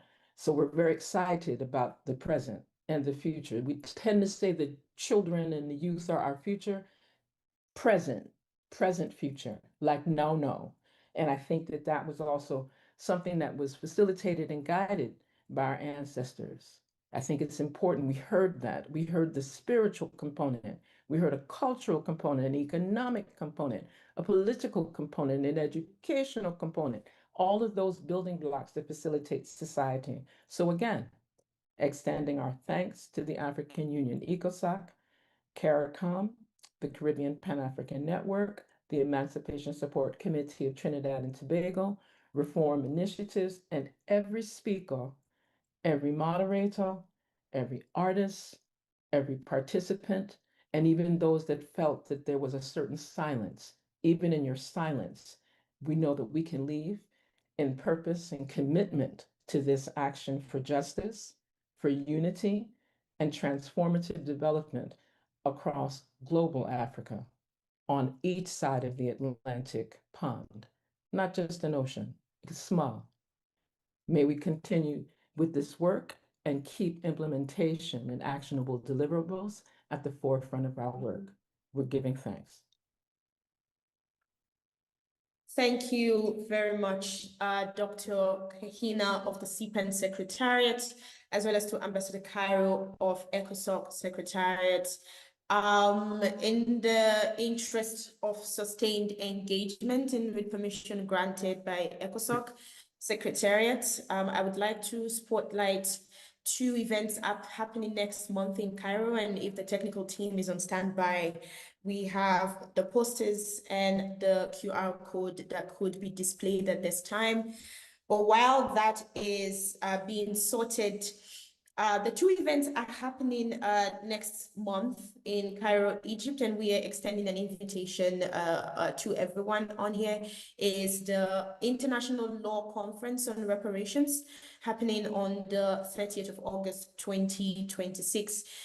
This event is supposed to bring together legal professionals from several fields, including academia, litigators, movement lawyers, and so on, to discuss legal dimensions of reparatory justice for Africans and people of African descent, as well as the second event, which is the Diaspora Lawyers Caucus, which brings together lawyers from the African diaspora to one location on the continent to discuss shared experiences and partnerships in transcontinental legal practice. These are global events happening just before the 16th edition of the annual conference of the Pan-African Lawyers Union, which is the biggest gathering of lawyers at the continental level. So please join us in Cairo and feel free to register by scanning the QR code on the posters or visit the Pan-African Lawyers Union website, lawyersofafrica.org.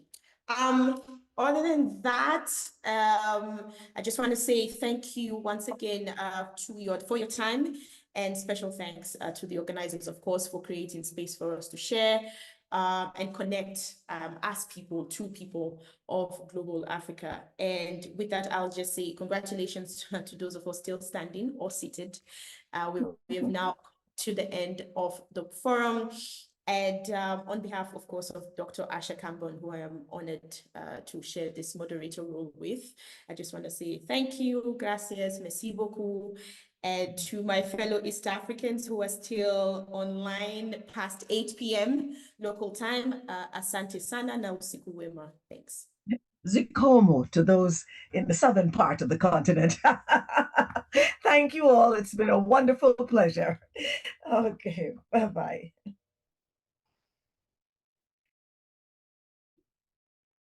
Goodbye. Thank you very much.